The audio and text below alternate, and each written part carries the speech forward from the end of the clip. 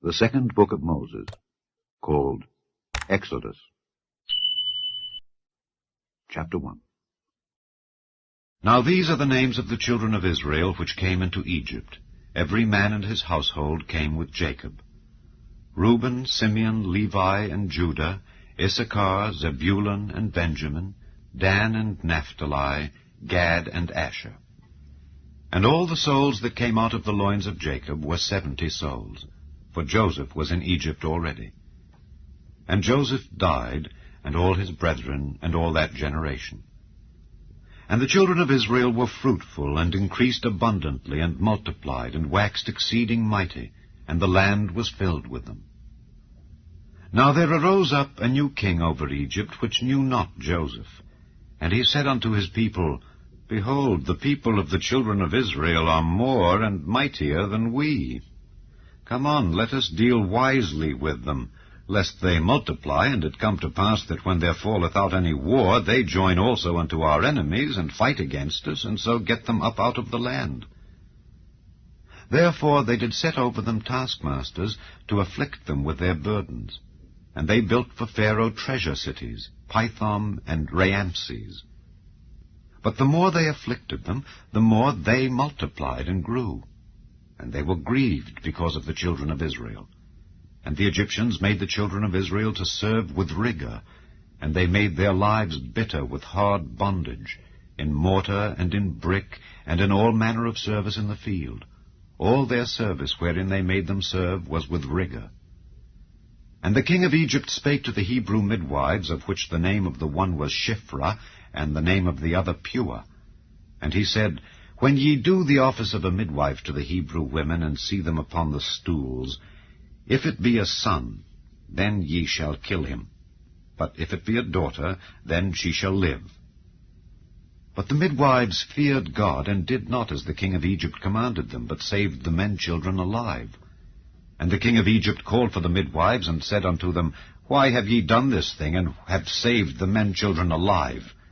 And the midwives said unto Pharaoh, Because the Hebrew women are not as the Egyptian women, for they are lively, and are delivered ere the midwives come in unto them. Therefore God dealt well with the midwives, and the people multiplied and waxed very mighty. And it came to pass, because the midwives feared God, that he made them houses. And Pharaoh charged all his people, saying, Every son that is born ye shall cast into the river, and every daughter ye shall save alive. Chapter 2. And there went a man of the house of Levi, and took to wife a daughter of Levi. And the woman conceived, and bare a son. And when she saw him that he was a goodly child, she hid him 3 months. And when she could not longer hide him, she took for him an ark of bulrushes, and daubed it with slime and with pitch, and put the child therein. And she laid it in the flags by the river's brink. And his sister stood afar off, to wit what would be done to him. And the daughter of Pharaoh came down to wash herself at the river, and her maidens walked along by the river's side. And when she saw the ark among the flags, she sent her maid to fetch it. And when she had opened it, she saw the child. And behold, the babe wept. And she had compassion on him, and said, This is one of the Hebrews' children. Then said his sister to Pharaoh's daughter, Shall I go and call to thee a nurse of the Hebrew women, that she may nurse the child for thee? And Pharaoh's daughter said to her, Go. And the maid went and called the child's mother. And Pharaoh's daughter said unto her, Take this child away, and nurse it for me, and I will give thee thy wages. And the woman took the child, and nursed it. And the child grew, and she brought him unto Pharaoh's daughter, and he became her son. And she called his name Moses. And she said, Because I drew him out of the water. And it came to pass in those days, when Moses was grown, that he went out unto his brethren, and looked on their burdens. And he spied an Egyptian smiting an Hebrew, one of his brethren. And he looked this way and that way, and when he saw that there was no man, he slew the Egyptian, and hid him in the sand. And when he went out the second day, behold, 2 men of the Hebrews strove together. And he said to him that did the wrong, Wherefore smitest thou thy fellow? And he said, Who made thee a prince and a judge over us? Intendest thou to kill me as thou killedst the Egyptian? And Moses feared and said, Surely this thing is known. Now when Pharaoh heard this thing, he sought to slay Moses. But Moses fled from the face of Pharaoh and dwelt in the land of Midian. And he sat down by a well. Now the priest of Midian had 7 daughters, and they came and drew water, and filled the troughs to water their father's flock. And the shepherds came and drove them away. But Moses stood up and helped them, and watered their flock. And when they came to Reuel their father, he said, How is it that ye are come so soon today? And they said, An Egyptian delivered us out of the hand of the shepherds, and also drew water enough for us, and watered the flock. And he said unto his daughters, And where is he? Why is it that ye have left the man? Call him that he may eat bread. And Moses was content to dwell with the man. And he gave Moses Zipporah his daughter. And she bare him a son, and he called his name Gershom. For he said, I have been a stranger in a strange land. And it came to pass, in process of time, that the king of Egypt died, and the children of Israel sighed by reason of the bondage. And they cried, and their cry came up unto God by reason of the bondage. And God heard their groaning, and God remembered his covenant with Abraham, with Isaac, and with Jacob. And God looked upon the children of Israel, and God had respect unto them. Chapter 3. Now Moses kept the flock of Jethro his father-in-law, the priest of Midian. And he led the flock to the backside of the desert, and came to the mountain of God, even to Horeb. And the angel of the Lord appeared unto him in a flame of fire out of the midst of a bush. And he looked, and behold, the bush burned with fire, and the bush was not consumed. And Moses said, I will now turn aside and see this great sight, why the bush is not burnt. And when the Lord saw that he turned aside to see, God called unto him out of the midst of the bush, and said, Moses, Moses. And he said, Here am I. And he said, Draw not nigh hither. Put off thy shoes from off thy feet, for the place whereon thou standest is holy ground. Moreover he said, I am the God of thy father, the God of Abraham, the God of Isaac, and the God of Jacob. And Moses hid his face, for he was afraid to look upon God. And the Lord said, I have surely seen the affliction of my people which are in Egypt, and have heard their cry by reason of their taskmasters, for I know their sorrows. And I am come down to deliver them out of the hand of the Egyptians, and to bring them up out of that land unto a good land and a large, unto a land flowing with milk and honey, unto the place of the Canaanites and the Hittites and the Amorites and the Perizzites and the Hivites and the Jebusites. Now therefore, behold, the cry of the children of Israel is come unto me, and I have also seen the oppression wherewith the Egyptians oppress them.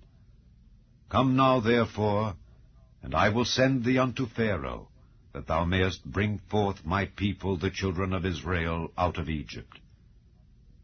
And Moses said unto God, Who am I that I should go unto Pharaoh, and that I should bring forth the children of Israel out of Egypt? And he said, Certainly I will be with thee, and this shall be a token unto thee that I have sent thee. When thou hast brought forth the people out of Egypt, ye shall serve God upon this mountain. And Moses said unto God, Behold, when I come unto the children of Israel, and shall say unto them, The God of your fathers hath sent me unto you, and they shall say to me, What is his name? What shall I say unto them? And God said unto Moses, I am that I am. And he said, Thus shalt thou say unto the children of Israel, I am hath sent me unto you. And God said moreover unto Moses, Thus shalt thou say unto the children of Israel, The Lord God of your fathers, the God of Abraham, the God of Isaac, and the God of Jacob, hath sent me unto you. This is my name forever, and this is my memorial unto all generations. Go and gather the elders of Israel together, and say unto them, The Lord God of your fathers, the God of Abraham, of Isaac, and of Jacob, appeared unto me, saying, I have surely visited you, and seen that which is done to you in Egypt. And I have said, I will bring you up out of the affliction of Egypt unto the land of the Canaanites, and the Hittites, and the Amorites, and the Perizzites, and the Hivites, and the Jebusites, unto a land flowing with milk and honey. And they shall hearken to thy voice. And thou shalt come, thou and the elders of Israel, unto the king of Egypt, and ye shall say unto him, The Lord God of the Hebrews hath met with us. And now let us go, we beseech thee, 3 days' journey into the wilderness, that we may sacrifice to the Lord our God. And I am sure that the king of Egypt will not let you go, no, not by a mighty hand. And I will stretch out my hand, and smite Egypt with all my wonders, which I will do in the midst thereof. And after that he will let you go. And I will give this people favor in the sight of the Egyptians, and it shall come to pass that when ye go, ye shall not go empty. But every woman shall borrow of her neighbor, and of her that sojourneth in her house, jewels of silver, and jewels of gold, and raiment. And ye shall put them upon your sons and upon your daughters, and ye shall spoil the Egyptians. Chapter 4. And Moses answered and said, But behold, they will not believe me, nor hearken unto my voice. For they will say, The Lord hath not appeared unto thee. And the Lord said unto him, What is that in thine hand? And he said, A rod. And he said, Cast it on the ground. And he cast it on the ground, and it became a serpent, and Moses fled from before it. And the Lord said unto Moses, Put forth thine hand, and take it by the tail. And he put forth his hand, and caught it, and it became a rod in his hand. That they may believe that the Lord God of their fathers, the God of Abraham, the God of Isaac, and the God of Jacob, hath appeared unto thee. And the Lord said furthermore unto him, Put now thine hand into thy bosom. And he put his hand into his bosom, and when he took it out, behold, his hand was leprous as snow. And he said, Put thine hand into thy bosom again. And he put his hand into his bosom again, and plucked it out of his bosom, and behold, it was turned again as his other flesh. And it shall come to pass, if they will not believe thee, neither hearken to the voice of the first sign, that they will believe the voice of the latter sign. And it shall come to pass, if they will not believe also these 2 signs, neither hearken unto thy voice, that thou shalt take of the water of the river, and pour it upon the dry land, and the water which thou takest out of the river shall become blood upon the dry land. And Moses said unto the Lord, O my Lord, I am not eloquent, neither heretofore, nor since thou hast spoken unto thy servant, but I am slow of speech and of a slow tongue. And the Lord said unto him, Who hath made man's mouth? Or who maketh the dumb, or deaf, or the seeing, or the blind? Have not I, the Lord? Now therefore go, and I will be with thy mouth, and teach thee what thou shalt say. And he said, O my Lord, send, I pray thee, by the hand of him whom thou wilt send. And the anger of the Lord was kindled against Moses, and he said, Is not Aaron the Levite thy brother? I know that he can speak well, and also, behold, he cometh forth to meet thee. And when he seeth thee, he will be glad in his heart. And thou shalt speak unto him, and put words in his mouth, and I will be with thy mouth, and with his mouth, and will teach you what ye shall do. And he shall be thy spokesman unto the people, and he shall be, even he shall be to thee instead of a mouth, and thou shalt be to him instead of God. And thou shalt take this rod in thine hand, wherewith thou shalt do signs. And Moses went and returned to Jethro his father-in-law, and said unto him, Let me go, I pray thee, and return unto my brethren which are in Egypt, and see whether they be yet alive. And Jethro said to Moses, Go in peace. And the Lord said unto Moses in Midian, Go, return into Egypt, for all the men are dead which sought thy life. And Moses took his wife and his sons, and set them upon an ass, and he returned to the land of Egypt. And Moses took the rod of God in his hand. And the Lord said unto Moses, When thou goest to return into Egypt, see that thou do all those wonders before Pharaoh which I have put in thine hand. But I will harden his heart, that he shall not let the people go. And thou shalt say unto Pharaoh, Thus saith the Lord, Israel is my son, even my firstborn. And I say unto thee, Let my son go, that he may serve me. And if thou refuse to let him go, behold, I will slay thy son, even thy firstborn. And it came to pass by the way in the inn, that the Lord met him, and sought to kill him. Then Zipporah took a sharp stone, and cut off the foreskin of her son, and cast it at his feet, and said, Surely a bloody husband art thou to me. So he let him go. Then she said, A bloody husband thou art, because of the circumcision. And the Lord said to Aaron, Go into the wilderness to meet Moses. And he went and met him in the mount of God, and kissed him. And Moses told Aaron all the words of the Lord who had sent him, and all the signs which he had commanded him. And Moses and Aaron went and gathered together all the elders of the children of Israel. And Aaron spake all the words which the Lord had spoken unto Moses, and did the signs in the sight of the people. And the people believed. And when they heard that the Lord had visited the children of Israel, and that he had looked upon their affliction, then they bowed their heads and worshipped. Chapter 5. And afterward Moses and Aaron went in and told Pharaoh, Thus saith the Lord God of Israel, Let my people go, that they may hold a feast unto me in the wilderness. And Pharaoh said, Who is the Lord, that I should obey his voice to let Israel go? I know not the Lord, neither will I let Israel go. And they said, The God of the Hebrews hath met with us. Let us go, we pray thee, 3 days' journey into the desert, and sacrifice unto the Lord our God, lest he fall upon us with pestilence or with the sword. And the king of Egypt said unto them, Wherefore do ye, Moses and Aaron, let the people from their works? Get you unto your burdens. And Pharaoh said, Behold, the people of the land now are many, and ye make them rest from their burdens.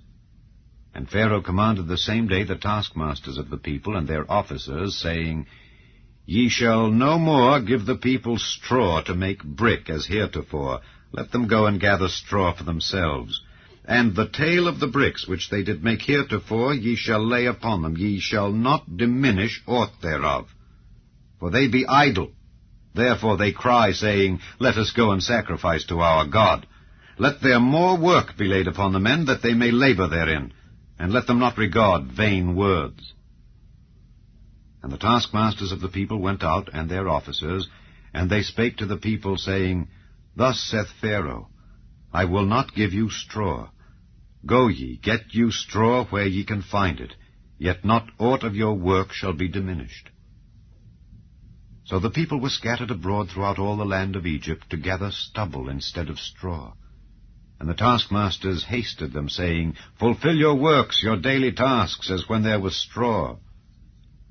And the officers of the children of Israel, which Pharaoh's taskmasters had set over them, were beaten, and demanded, Wherefore have ye not fulfilled your task in making brick both yesterday and today as heretofore?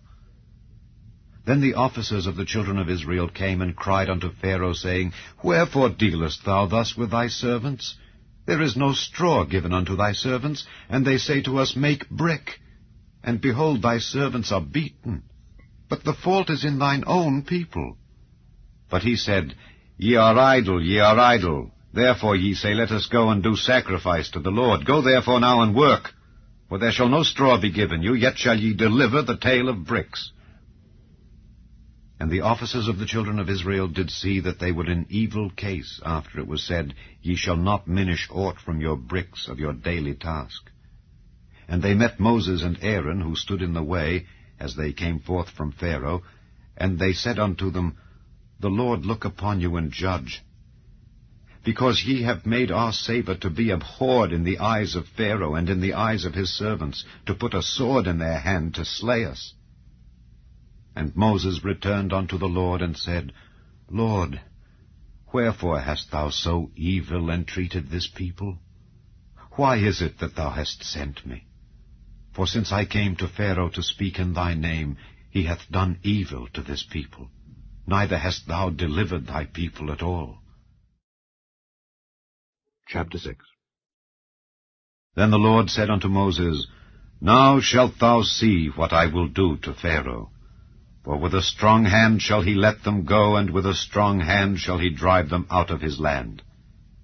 And God spake unto Moses, and said unto him, I am the Lord, and I appeared unto Abraham, unto Isaac, and unto Jacob by the name of God Almighty, but by my name Jehovah was I not known to them.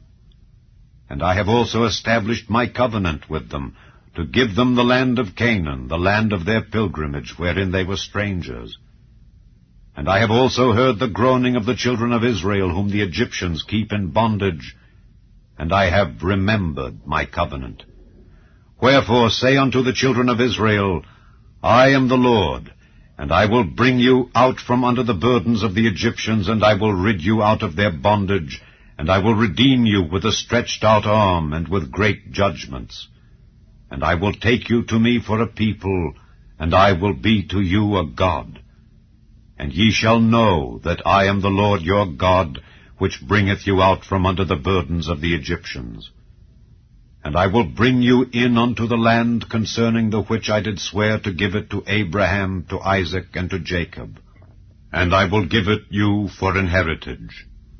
I am the Lord.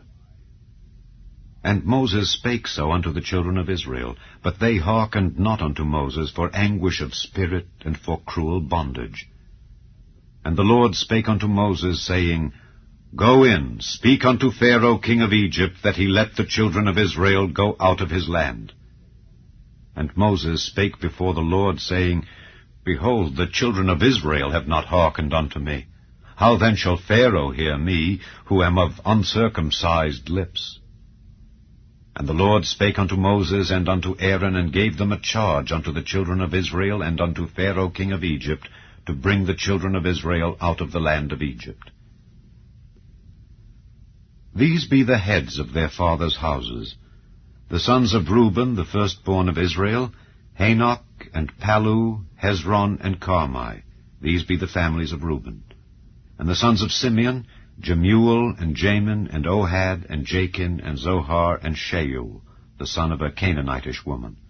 These are the families of Simeon. And these are the names of the sons of Levi according to their generations, Gershon, and Kohath, and Merari. And the years of the life of Levi were 137 years.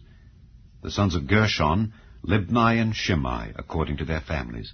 And the sons of Kohath, Amram, and Izhar, and Hebron, and Uzziel. And the years of the life of Kohath were 133 years. And the sons of Merari, Mahali, and Mushi.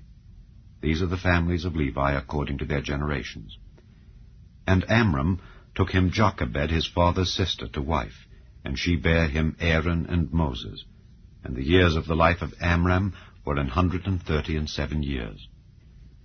And the sons of Izhar, Korah, and Nepheg, and Zichri.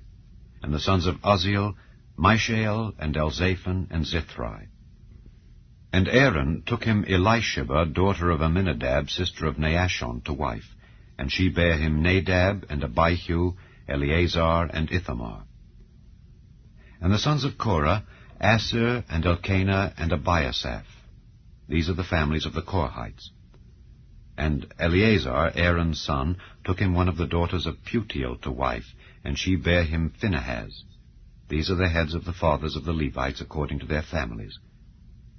These are that Aaron and Moses, to whom the Lord said, Bring out the children of Israel from the land of Egypt according to their armies. These are they which spake to Pharaoh king of Egypt, to bring out the children of Israel from Egypt. These are that Moses and Aaron. And it came to pass on the day when the Lord spake unto Moses in the land of Egypt, that the Lord spake unto Moses, saying, I am the Lord. Speak thou unto Pharaoh king of Egypt all that I say unto thee.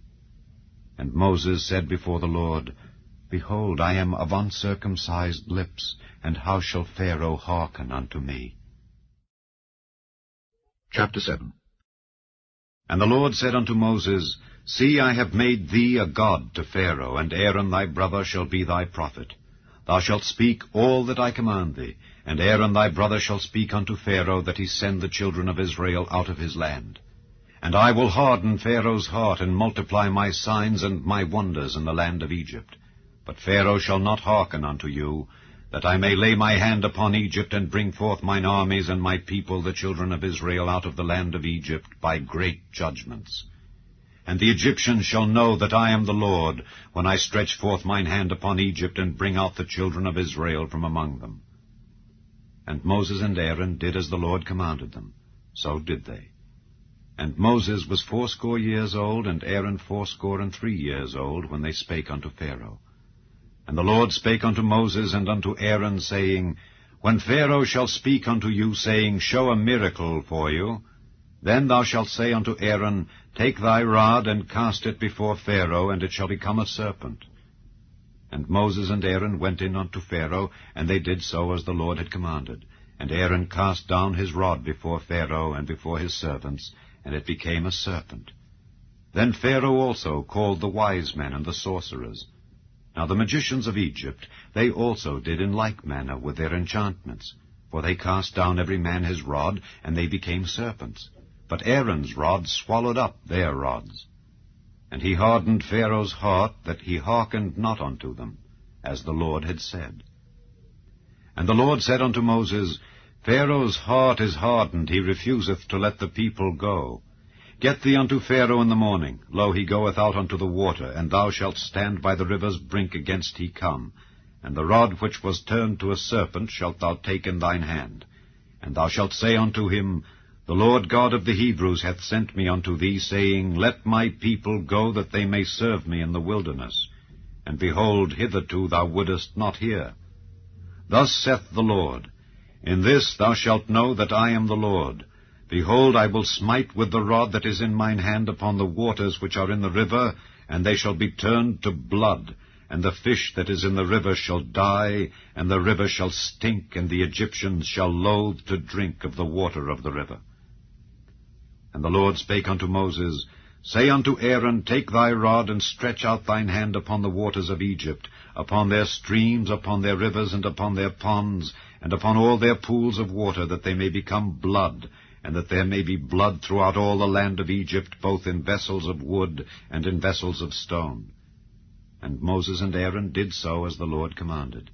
And he lifted up the rod, and smote the waters that were in the river in the sight of Pharaoh and in the sight of his servants, and all the waters that were in the river were turned to blood, and the fish that was in the river died, and the river stank, and the Egyptians could not drink of the water of the river, and there was blood throughout all the land of Egypt.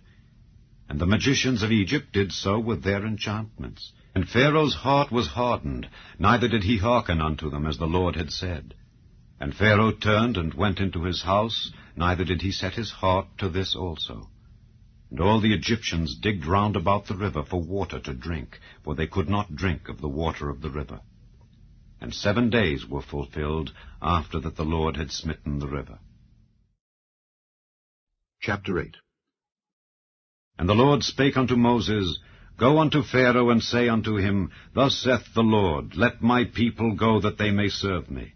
And if thou refuse to let them go, behold, I will smite all thy borders with frogs, and the river shall bring forth frogs abundantly, which shall go up and come into thine house, and into thy bedchamber, and upon thy bed, and into the house of thy servants, and upon thy people, and into thine ovens, and into thy kneading troughs.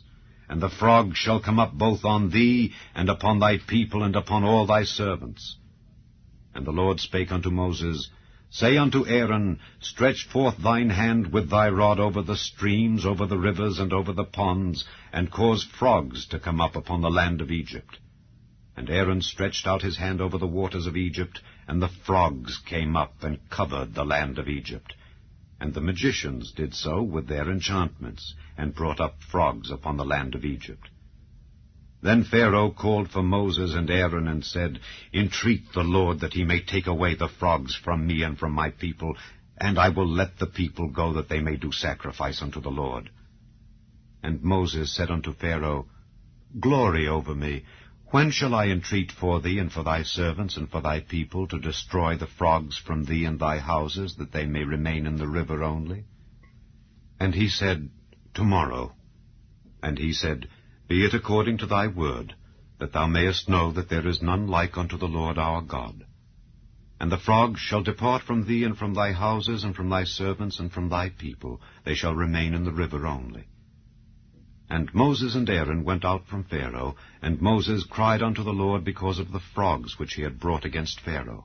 And the Lord did according to the word of Moses, and the frogs died out of the houses, out of the villages, and out of the fields. And they gathered them together upon heaps, and the land stank.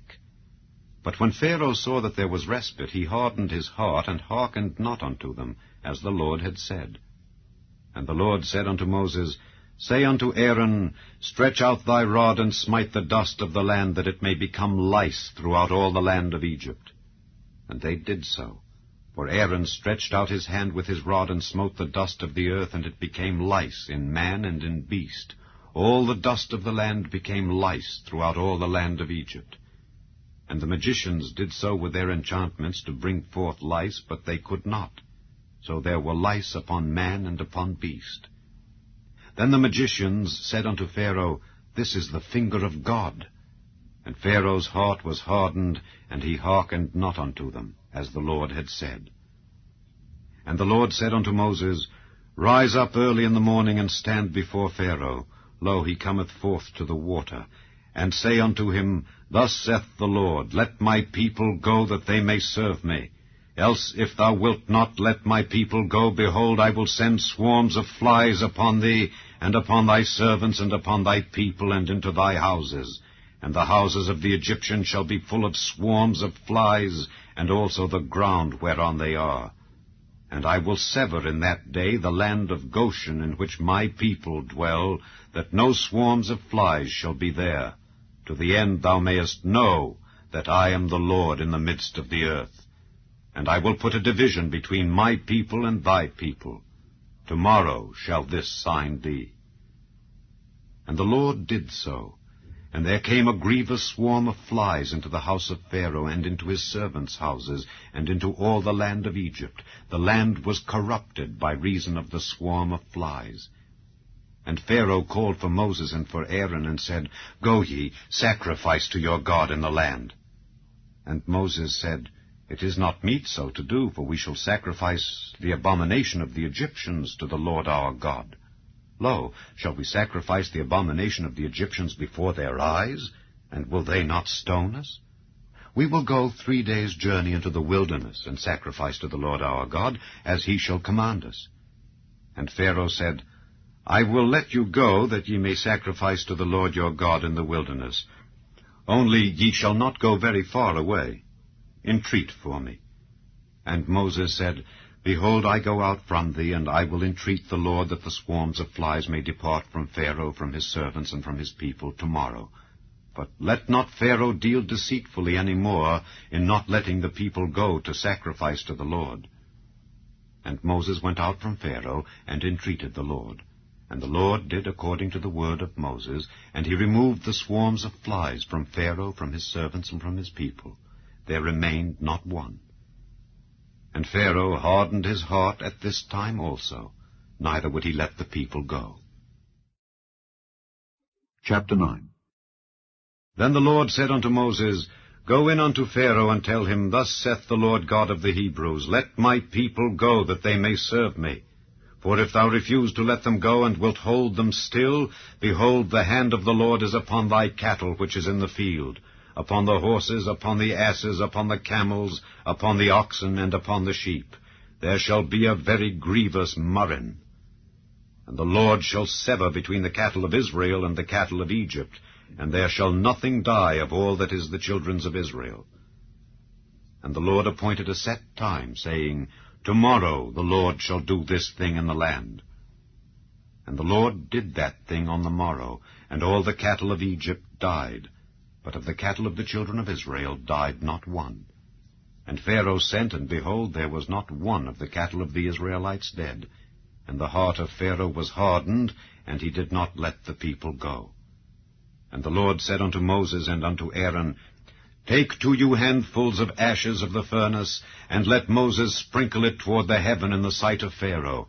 And it shall become small dust in all the land of Egypt, and shall be a boil breaking forth with blains upon man and upon beast throughout all the land of Egypt.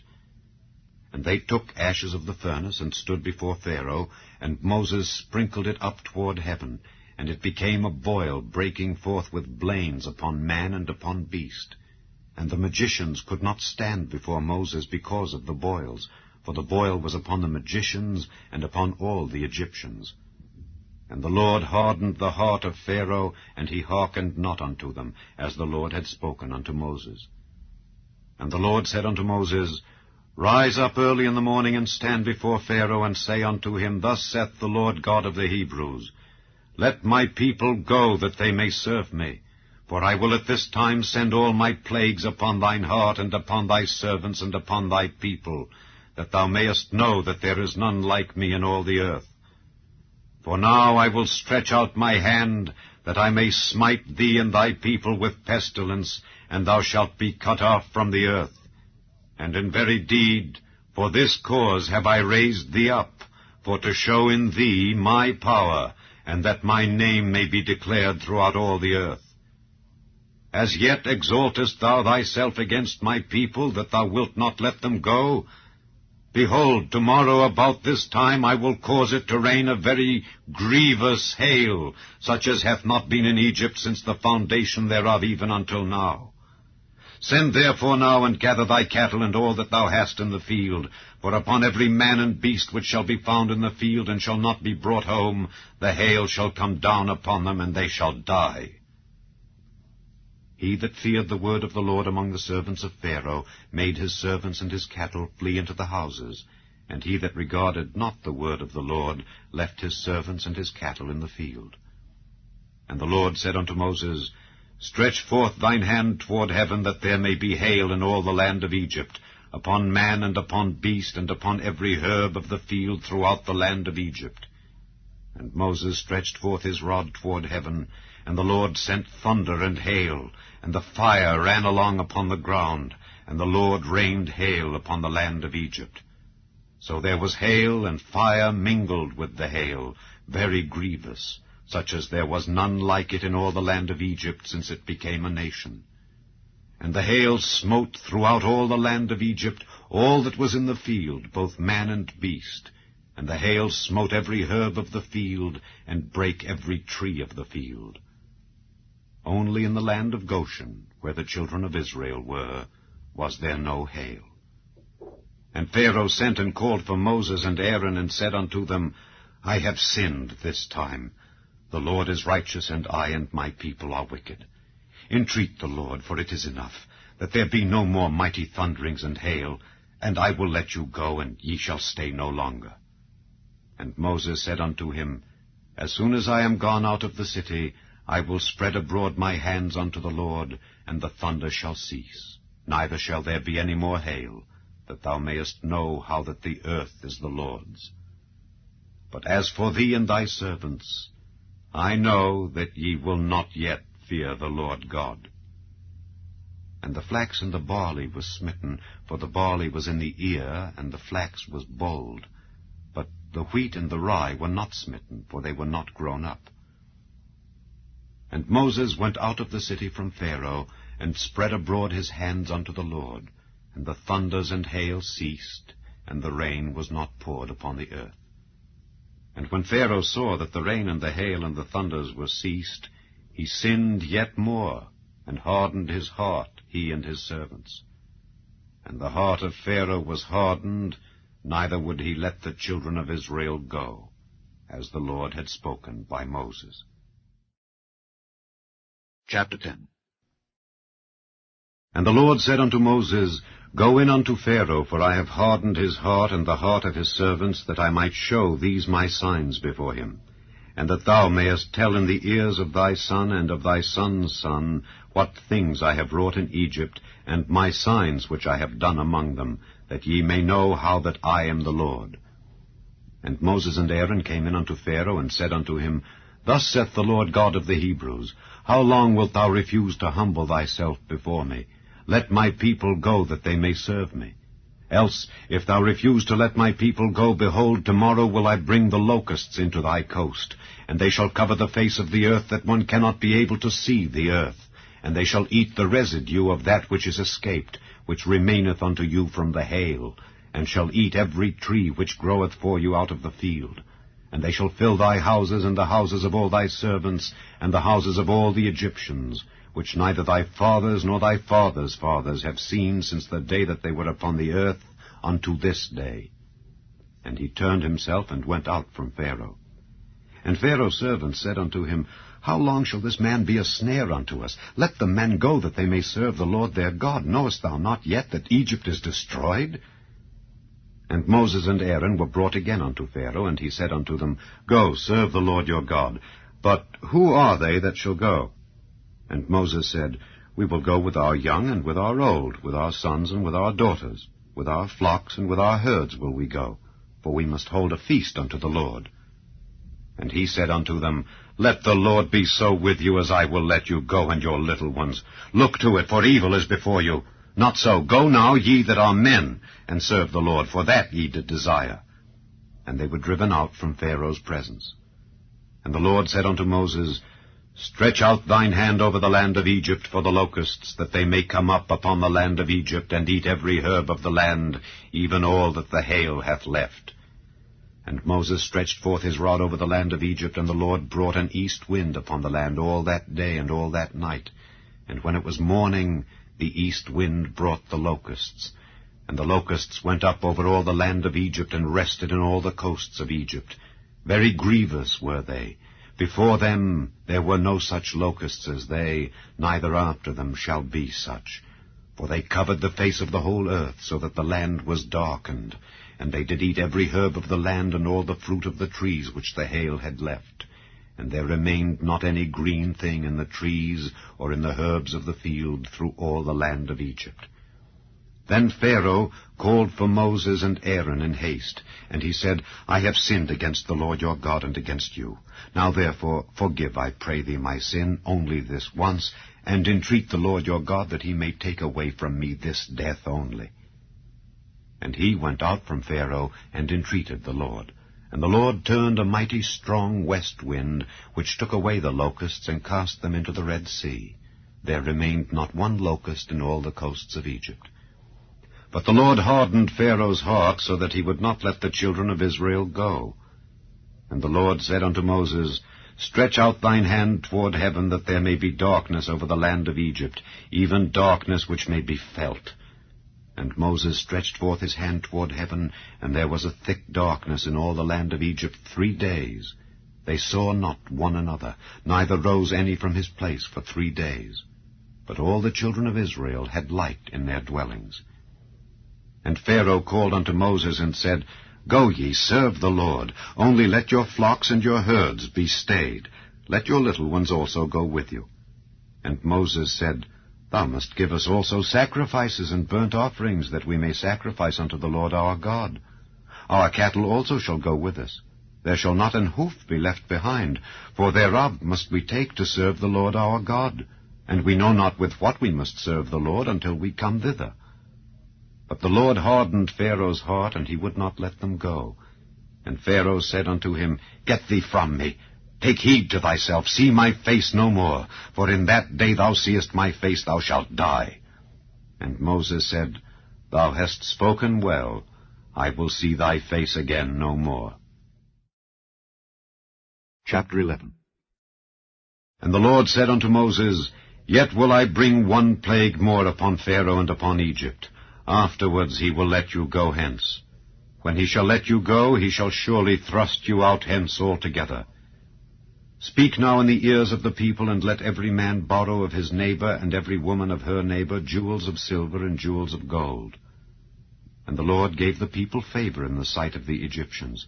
Moreover, the man Moses was very great in the land of Egypt, in the sight of Pharaoh's servants, and in the sight of the people. And Moses said, Thus saith the Lord, About midnight will I go out into the midst of Egypt, and all the firstborn in the land of Egypt shall die, from the firstborn of Pharaoh that sitteth upon his throne, even unto the firstborn of the maidservant that is behind the mill, and all the firstborn of beasts. And there shall be a great cry throughout all the land of Egypt, such as there was none like it, nor shall be like it any more. But against any of the children of Israel shall not a dog move his tongue against man or beast, that ye may know how that the Lord doth put a difference between the Egyptians and Israel. And all these thy servants shall come down unto me, and bow down themselves unto me, saying, Get thee out, and all the people that follow thee. And after that I will go out. And he went out from Pharaoh in a great anger. And the Lord said unto Moses, Pharaoh shall not hearken unto you, that my wonders may be multiplied in the land of Egypt. And Moses and Aaron did all these wonders before Pharaoh. And the Lord hardened Pharaoh's heart, so that he would not let the children of Israel go out of his land. Chapter 12. And the Lord spake unto Moses and Aaron in the land of Egypt, saying, This month shall be unto you the beginning of months. It shall be the first month of the year to you. Speak ye unto all the congregation of Israel, saying, In the 10th day of this month they shall take to them every man a lamb according to the house of their fathers, a lamb for an house. And if the household be too little for the lamb, let him and his neighbor next unto his house take it according to the number of the souls. Every man according to his eating shall make your count for the lamb. Your lamb shall be without blemish, a male of the first year. Ye shall take it out from the sheep or from the goats. And ye shall keep it up until the 14th day of the same month. And the whole assembly of the congregation of Israel shall kill it in the evening. And they shall take of the blood, and strike it on the 2 side posts, and on the upper doorpost of the houses wherein they shall eat it. And they shall eat the flesh in that night, roast with fire, and unleavened bread, and with bitter herbs they shall eat it. Eat not of it raw, nor sodden at all with water, but roast with fire, his head with his legs, and with the purtenance thereof. And ye shall let nothing of it remain until the morning, and that which remaineth of it until the morning ye shall burn with fire. And thus shall ye eat it, with your loins girded, your shoes on your feet, and your staff in your hand, and ye shall eat it in haste. It is the Lord's Passover. For I will pass through the land of Egypt this night, and will smite all the firstborn in the land of Egypt, both man and beast. And against all the gods of Egypt I will execute judgment. I am the Lord. And the blood shall be to you for a token upon the houses where ye are. And when I see the blood, I will pass over you, and the plague shall not be upon you to destroy you when I smite the land of Egypt. And this day shall be unto you for a memorial, and ye shall keep it a feast to the Lord throughout your generations. Ye shall keep it a feast by an ordinance forever. 7 days shall ye eat unleavened bread. Even the first day ye shall put away leaven out of your houses. For whosoever eateth leavened bread from the first day until the 7th day, that soul shall be cut off from Israel. And in the first day there shall be an holy convocation, and in the 7th day there shall be an holy convocation to you. No manner of work shall be done in them, save that which every man must eat. That only may be done of you. And ye shall observe the feast of unleavened bread. For in this selfsame day have I brought your armies out of the land of Egypt. Therefore shall ye observe this day in your generations by an ordinance forever. In the 1st month, on the 14th day of the month, at even, ye shall eat unleavened bread until the 21st day of the month at even. 7 days shall there be no leaven found in your houses. For whosoever eateth that which is leavened, even that soul shall be cut off from the congregation of Israel, whether he be a stranger or born in the land. Ye shall eat nothing leavened. In all your habitations shall ye eat unleavened bread. Then Moses called for all the elders of Israel, and said unto them, Draw out and take you a lamb according to your families, and kill the Passover. And ye shall take a bunch of hyssop, and dip it in the blood that is in the basin, and strike the lintel and the 2 side posts with the blood that is in the basin. And none of you shall go out at the door of his house until the morning. For the Lord will pass through to smite the Egyptians. And when he seeth the blood upon the lintel and on the 2 side posts, the Lord will pass over the door, and will not suffer the destroyer to come in unto your houses to smite you.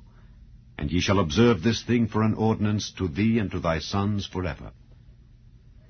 And it shall come to pass, when ye be come to the land which the Lord will give you, according as he hath promised, that ye shall keep this service. And it shall come to pass, when your children shall say unto you, What mean ye by this service? That ye shall say, It is the sacrifice of the Lord's Passover, who passed over the houses of the children of Israel in Egypt, when he smote the Egyptians and delivered our houses. And the people bowed the head and worshipped. And the children of Israel went away, and did as the Lord had commanded Moses and Aaron. So did they. And it came to pass that at midnight the Lord smote all the firstborn in the land of Egypt, from the firstborn of Pharaoh that sat on his throne unto the firstborn of the captive that was in the dungeon, and all the firstborn of cattle. And Pharaoh rose up in the night, he and all his servants and all the Egyptians, and there was a great cry in Egypt, for there was not a house where there was not one dead. And he called for Moses and Aaron by night, and said, Rise up and get you forth from among my people, both ye and the children of Israel, and go, serve the Lord as ye have said. Also take your flocks and your herds as ye have said, and be gone, and bless me also. And the Egyptians were urgent upon the people that they might send them out of the land in haste, for they said, We be all dead men. And the people took their dough before it was leavened, their kneading troughs being bound up in their clothes upon their shoulders. And the children of Israel did according to the word of Moses. And they borrowed of the Egyptians jewels of silver and jewels of gold and raiment. And the Lord gave the people favor in the sight of the Egyptians, so that they lent unto them such things as they required. And they spoiled the Egyptians. And the children of Israel journeyed from Ramesses to Succoth, about 600,000 on foot that were men, beside children. And a mixed multitude went up also with them, and flocks and herds, even very much cattle. And they baked unleavened cakes of the dough which they brought forth out of Egypt, for it was not leavened, because they were thrust out of Egypt, and could not tarry, neither had they prepared for themselves any victual. Now the sojourning of the children of Israel who dwelt in Egypt was 430 years. And it came to pass at the end of the 430 years, even the selfsame day it came to pass, that all the hosts of the Lord went out from the land of Egypt. It is a night to be much observed unto the Lord, for bringing them out from the land of Egypt. This is that night of the Lord, to be observed of all the children of Israel in their generations. And the Lord said unto Moses and Aaron, This is the ordinance of the Passover. There shall no stranger eat thereof. But every man's servant that is bought for money, when thou hast circumcised him, then shall he eat thereof. A foreigner and an hired servant shall not eat thereof. In one house shall it be eaten. Thou shalt not carry forth aught of the flesh abroad out of the house, neither shall ye break a bone thereof. All the congregation of Israel shall keep it. And when a stranger shall sojourn with thee, and will keep the Passover to the Lord, let all his males be circumcised, and then let him come near and keep it. And he shall be as one that is born in the land. For no uncircumcised person shall eat thereof. One law shall be to him that is home-born, and unto the stranger that sojourneth among you. Thus did all the children of Israel, as the Lord commanded Moses and Aaron. So did they. And it came to pass the selfsame day, that the Lord did bring the children of Israel out of the land of Egypt by their armies. Chapter 13. And the Lord spake unto Moses, saying, Sanctify unto me all the firstborn, whatsoever openeth the womb among the children of Israel, both of man and of beast. It is mine. And Moses said unto the people, Remember this day in which ye came out from Egypt, out of the house of bondage, for by strength of hand the Lord brought you out from this place. There shall no leavened bread be eaten. This day came ye out in the month Abib. And it shall be, when the Lord shall bring thee into the land of the Canaanites, and the Hittites, and the Amorites, and the Hivites, and the Jebusites, which he sware unto thy fathers to give thee, a land flowing with milk and honey, that thou shalt keep this service in this month. 7 days thou shalt eat unleavened bread, and in the 7th day shall be a feast to the Lord. Unleavened bread shall be eaten 7 days, and there shall no leavened bread be seen with thee, neither shall there be leaven seen with thee in all thy quarters. And thou shalt show thy son in that day, saying, This is done because of that which the Lord did unto me when I came forth out of Egypt. And it shall be for a sign unto thee upon thine hand, and for a memorial between thine eyes, that the Lord's law may be in thy mouth. For with a strong hand hath the Lord brought thee out of Egypt. Thou shalt therefore keep this ordinance in his season from year to year. And it shall be, when the Lord shall bring thee into the land of the Canaanites, as he sware unto thee and to thy fathers, and shall give it thee, that thou shalt set apart unto the Lord all that openeth the matrix, and every firstling that cometh of a beast which thou hast.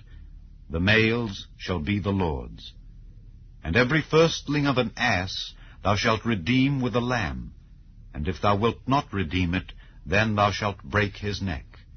And all the firstborn of man among thy children shalt thou redeem. And it shall be, when thy son asketh thee in time to come, saying, What is this? That thou shalt say unto him, By strength of hand the Lord brought us out from Egypt, from the house of bondage. And it came to pass, when Pharaoh would hardly let us go, that the Lord slew all the firstborn in the land of Egypt, both the firstborn of man and the firstborn of beast. Therefore I sacrifice to the Lord all that openeth the matrix, being males. But all the firstborn of my children I redeem. And it shall be for a token upon thine hand, and for frontlets between thine eyes. For by strength of hand the Lord brought us forth out of Egypt. And it came to pass, when Pharaoh had let the people go, that God led them not through the way of the land of the Philistines, although that was near. For God said, Lest peradventure the people repent when they see war, and they return to Egypt. But God led the people about through the way of the wilderness of the Red Sea. And the children of Israel went up harnessed out of the land of Egypt. And Moses took the bones of Joseph with him, for he had straitly sworn the children of Israel, saying, God will surely visit you, and ye shall carry up my bones away hence with you. And they took their journey from Succoth, and encamped in Etham, in the edge of the wilderness. And the Lord went before them by day in a pillar of a cloud to lead them the way, and by night in a pillar of fire to give them light, to go by day and night. He took not away the pillar of the cloud by day, nor the pillar of fire by night from before the people. Chapter 14. And the Lord spake unto Moses, saying, Speak unto the children of Israel, that they turn and encamp before Pi-hahiroth, between Migdol and the sea, over against Baal-zephon. Before it shall ye encamp by the sea. For Pharaoh will say of the children of Israel, They are entangled in the land, the wilderness hath shut them in. And I will harden Pharaoh's heart, that he shall follow after them. And I will be honored upon Pharaoh and upon all his host, that the Egyptians may know that I am the Lord. And they did so. And it was told the king of Egypt that the people fled. And the heart of Pharaoh and of his servants was turned against the people, and they said, Why have we done this, that we have let Israel go from serving us? And he made ready his chariot, and took his people with him. And he took 600 chosen chariots, and all the chariots of Egypt, and captains over every one of them. And the Lord hardened the heart of Pharaoh king of Egypt, and he pursued after the children of Israel. And the children of Israel went out with an high hand. But the Egyptians pursued after them, all the horses and chariots of Pharaoh, and his horsemen and his army, and overtook them encamping by the sea, beside Pi-hahiroth, before Baal-zephon. And when Pharaoh drew nigh, the children of Israel lifted up their eyes, and behold, the Egyptians marched after them, and they were sore afraid. And the children of Israel cried out unto the Lord. And they said unto Moses, Because there were no graves in Egypt, hast thou taken us away to die in the wilderness? Wherefore hast thou dealt thus with us to carry us forth out of Egypt? Is not this the word that we did tell thee in Egypt, saying, Let us alone, that we may serve the Egyptians? For it had been better for us to serve the Egyptians than that we should die in the wilderness. And Moses said unto the people, Fear ye not, stand still, and see the salvation of the Lord, which he will show to you today. For the Egyptians whom ye have seen today, ye shall see them again no more forever. The Lord shall fight for you, and ye shall hold your peace. And the Lord said unto Moses, Wherefore criest thou unto me? Speak unto the children of Israel that they go forward. But lift thou up thy rod, and stretch out thine hand over the sea, and divide it. And the children of Israel shall go on dry ground through the midst of the sea. And I, behold, I will harden the hearts of the Egyptians, and they shall follow them. And I will get me honor upon Pharaoh and upon all his host, upon his chariots and upon his horsemen. And the Egyptians shall know that I am the Lord, when I have gotten me honor upon Pharaoh, upon his chariots, and upon his horsemen. And the angel of God, which went before the camp of Israel, removed, and went behind them. And the pillar of the cloud went from before their face, and stood behind them. And it came between the camp of the Egyptians and the camp of Israel. And it was a cloud and darkness to them, but it gave light by night to these, so that the one came not near the other all the night. And Moses stretched out his hand over the sea, and the Lord caused the sea to go back by a strong east wind all that night, and made the sea dry land, and the waters were divided. And the children of Israel went into the midst of the sea upon the dry ground, and the waters were a wall unto them on their right hand and on their left. And the Egyptians pursued, and went in after them to the midst of the sea, even all Pharaoh's horses, his chariots, and his horsemen. And it came to pass that in the morning watch the Lord looked unto the host of the Egyptians through the pillar of fire and of the cloud, and troubled the host of the Egyptians, and took off their chariot wheels, that they drave them heavily. So that the Egyptians said, Let us flee from the face of Israel, for the Lord fighteth for them against the Egyptians. And the Lord said unto Moses, Stretch out thine hand over the sea, that the waters may come again upon the Egyptians, upon their chariots, and upon their horsemen. And Moses stretched forth his hand over the sea, and the sea returned to his strength when the morning appeared, and the Egyptians fled against it, and the Lord overthrew the Egyptians in the midst of the sea. And the waters returned, and covered the chariots and the horsemen, and all the host of Pharaoh that came into the sea after them. There remained not so much as one of them.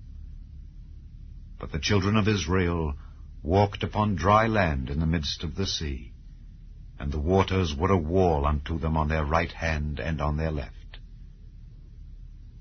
Thus the Lord saved Israel that day out of the hand of the Egyptians, and Israel saw the Egyptians dead upon the seashore. And Israel saw that great work which the Lord did upon the Egyptians. And the people feared the Lord, and believed the Lord and his servant Moses. Chapter 15.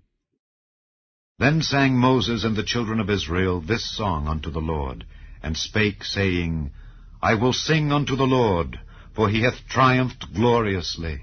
The horse and his rider hath he thrown into the sea.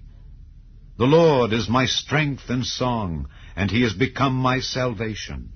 He is my God, and I will prepare him an habitation, my father's God, and I will exalt him. The Lord is a man of war, the Lord is his name.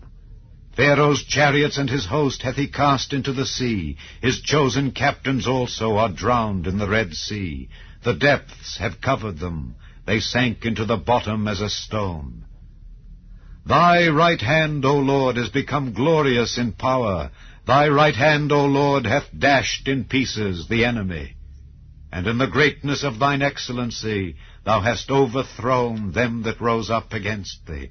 Thou sentest forth thy wrath, which consumed them as stubble.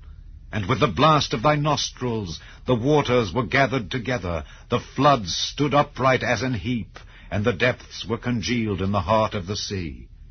The enemy said, I will pursue, I will overtake, I will divide the spoil. My lust shall be satisfied upon them. I will draw my sword, my hand shall destroy them. Thou didst blow with thy wind, the sea covered them. They sank as lead in the mighty waters.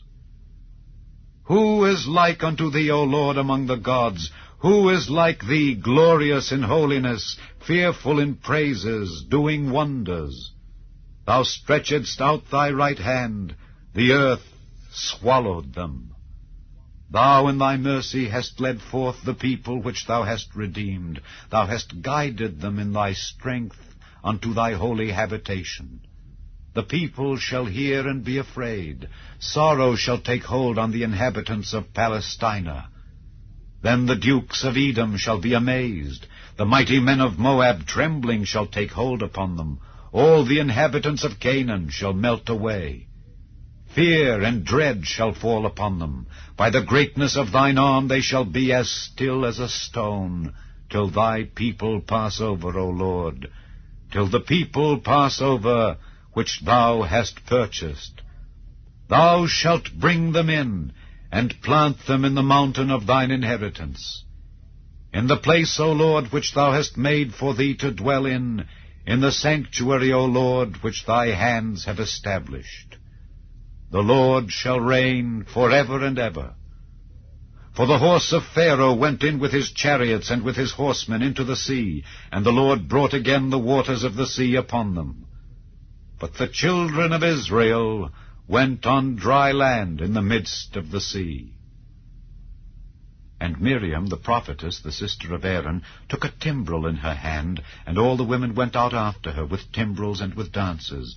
And Miriam answered them, Sing ye to the Lord, for he hath triumphed gloriously. The horse and his rider hath he thrown into the sea. So Moses brought Israel from the Red Sea, and they went out into the wilderness of Shur. And they went 3 days in the wilderness, and found no water. And when they came to Marah, they could not drink of the waters of Marah, for they were bitter. Therefore the name of it was called Marah. And the people murmured against Moses, saying, What shall we drink? And he cried unto the Lord, and the Lord showed him a tree, which when he had cast into the waters were made sweet. There he made for them a statute and an ordinance, and there he proved them, and said, If thou wilt diligently hearken to the voice of the Lord thy God, and wilt do that which is right in his sight, and wilt give ear to his commandments, and keep all his statutes, I will put none of these diseases upon thee, which I have brought upon the Egyptians. For I am the Lord that healeth thee. And they came to Elim, where were 12 wells of water, and 70 palm trees. And they encamped there by the waters. Chapter 16. And they took their journey from Elim, and all the congregation of the children of Israel came unto the wilderness of Sin, which is between Elim and Sinai, on the 15th day of the 2nd month after their departing out of the land of Egypt. And the whole congregation of the children of Israel murmured against Moses and Aaron in the wilderness. And the children of Israel said unto them, Would to God we had died by the hand of the Lord in the land of Egypt, when we sat by the flesh pots, and when we did eat bread to the full. For ye have brought us forth into this wilderness to kill this whole assembly with hunger. Then said the Lord unto Moses, Behold, I will rain bread from heaven for you, and the people shall go out and gather a certain rate every day, that I may prove them whether they will walk in my law or no. And it shall come to pass that on the 6th day they shall prepare that which they bring in, and it shall be twice as much as they gather daily. And Moses and Aaron said unto all the children of Israel, At even, then ye shall know that the Lord hath brought you out from the land of Egypt. And in the morning, then ye shall see the glory of the Lord, for that he heareth your murmurings against the Lord. And what are we, that ye murmur against us? And Moses said, This shall be, when the Lord shall give you in the evening flesh to eat, and in the morning bread to the full, for that the Lord heareth your murmurings which ye murmur against him. And what are we? Your murmurings are not against us, but against the Lord. And Moses spake unto Aaron, Say unto all the congregation of the children of Israel, Come near before the Lord, for he hath heard your murmurings. And it came to pass, as Aaron spake unto the whole congregation of the children of Israel, that they looked toward the wilderness, and behold, the glory of the Lord appeared in the cloud. And the Lord spake unto Moses, saying, I have heard the murmurings of the children of Israel. Speak unto them, saying, At even ye shall eat flesh, and in the morning ye shall be filled with bread, and ye shall know that I am the Lord your God. And it came to pass that at even the quails came up and covered the camp. And in the morning the dew lay round about the host. And when the dew that lay was gone up, behold, upon the face of the wilderness there lay a small round thing, as small as the hoarfrost on the ground. And when the children of Israel saw it, they said one to another, It is manna, for they wist not what it was. And Moses said unto them, This is the bread which the Lord hath given you to eat. This is the thing which the Lord hath commanded. Gather of it every man according to his eating, an omer for every man, according to the number of your persons. Take ye every man for them which are in his tents. And the children of Israel did so, and gathered, some more, some less. And when they did meet it with an omer, he that gathered much had nothing over, and he that gathered little had no lack. They gathered every man according to his eating. And Moses said, Let no man leave of it till the morning. Notwithstanding, they hearkened not unto Moses, but some of them left of it until the morning, and it bred worms and stank. And Moses was wroth with them. And they gathered it every morning, every man according to his eating. And when the sun waxed hot, it melted. And it came to pass that on the 6th day they gathered twice as much bread, 2 omers for one man. And all the rulers of the congregation came and told Moses. And he said unto them, This is that which the Lord hath said. Tomorrow is the rest of the holy Sabbath unto the Lord. Bake that which ye will bake today, and seethe that ye will seethe, and that which remaineth over lay up for you to be kept until the morning. And they laid it up till the morning, as Moses bade, and it did not stink, neither was there any worm therein. And Moses said, Eat that today, for today is a Sabbath unto the Lord. Today ye shall not find it in the field. 6 days ye shall gather it, but on the 7th day, which is the Sabbath, in it there shall be none. And it came to pass that there went out some of the people on the 7th day for to gather, and they found none. And the Lord said unto Moses, How long refuse ye to keep my commandments and my laws? See, for that the Lord hath given you the Sabbath, therefore he giveth you on the 6th day the bread of 2 days. Abide ye every man in his place, let no man go out of his place on the 7th day. So the people rested on the 7th day. And the house of Israel called the name thereof manna, and it was like coriander seed, white, and the taste of it was like wafers made with honey. And Moses said, This is the thing which the Lord commandeth. Fill an omer of it, to be kept for your generations, that they may see the bread wherewith I have fed you in the wilderness, when I brought you forth from the land of Egypt. And Moses said unto Aaron, Take a pot, and put an omer full of manna therein, and lay it up before the Lord, to be kept for your generations. As the Lord commanded Moses, so Aaron laid it up before the testimony, to be kept. And the children of Israel did eat manna 40 years, until they came to a land inhabited. They did eat manna until they came unto the borders of the land of Canaan. Now an omer is the 10th part of an ephah. Chapter 17. And all the congregation of the children of Israel journeyed from the wilderness of Sin after their journeys according to the commandment of the Lord, and pitched in Rephidim. And there was no water for the people to drink. Wherefore the people did chide with Moses, and said, Give us water, that we may drink. And Moses said unto them, Why chide ye with me? Wherefore do ye tempt the Lord?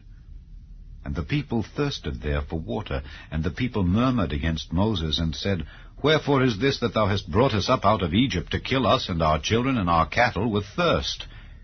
And Moses cried unto the Lord, saying, What shall I do unto this people? They be almost ready to stone me. And the Lord said unto Moses, Go on before the people, and take with thee of the elders of Israel. And thy rod, wherewith thou smotest the river, take in thine hand, and go. Behold, I will stand before thee there upon the rock in Horeb, and thou shalt smite the rock, and there shall come water out of it, that the people may drink. And Moses did so in the sight of the elders of Israel. And he called the name of the place Massah, and Meribah, because of the chiding of the children of Israel, and because they tempted the Lord, saying, Is the Lord among us or not? Then came Amalek, and fought with Israel in Rephidim. And Moses said unto Joshua, Choose us out men, and go out, fight with Amalek. Tomorrow I will stand on the top of the hill with the rod of God in mine hand. So Joshua did as Moses had said to him, and fought with Amalek. And Moses, Aaron, and Hur went up to the top of the hill. And it came to pass, when Moses held up his hand, that Israel prevailed. And when he let down his hand, Amalek prevailed. But Moses' hands were heavy. And they took a stone, and put it under him, and he sat thereon. And Aaron and Hur stayed up his hands, the one on the one side, and the other on the other side. And his hands were steady until the going down of the sun. And Joshua discomfited Amalek and his people with the edge of the sword. And the Lord said unto Moses, Write this for a memorial in a book, and rehearse it in the ears of Joshua. For I will utterly put out the remembrance of Amalek from under heaven. And Moses built an altar, and called the name of it Jehovah Nissi. For he said, Because the Lord hath sworn that the Lord will have war with Amalek from generation to generation. Chapter 18. When Jethro, the priest of Midian, Moses' father-in-law, heard of all that God had done for Moses and for Israel his people, and that the Lord had brought Israel out of Egypt, then Jethro, Moses' father-in-law, took Zipporah, Moses' wife, after he had sent her back, and her 2 sons, of which the name of the one was Gershom, for he said, I have been an alien in a strange land, and the name of the other was Eliezer, for the God of my father, said he, was mine help, and delivered me from the sword of Pharaoh. And Jethro, Moses' father-in-law, came with his sons and his wife unto Moses into the wilderness, where he encamped at the mount of God. And he said unto Moses, I, thy father-in-law Jethro, am come unto thee, and thy wife and her 2 sons with her. And Moses went out to meet his father-in-law, and did obeisance, and kissed him. And they asked each other of their welfare, and they came into the tent.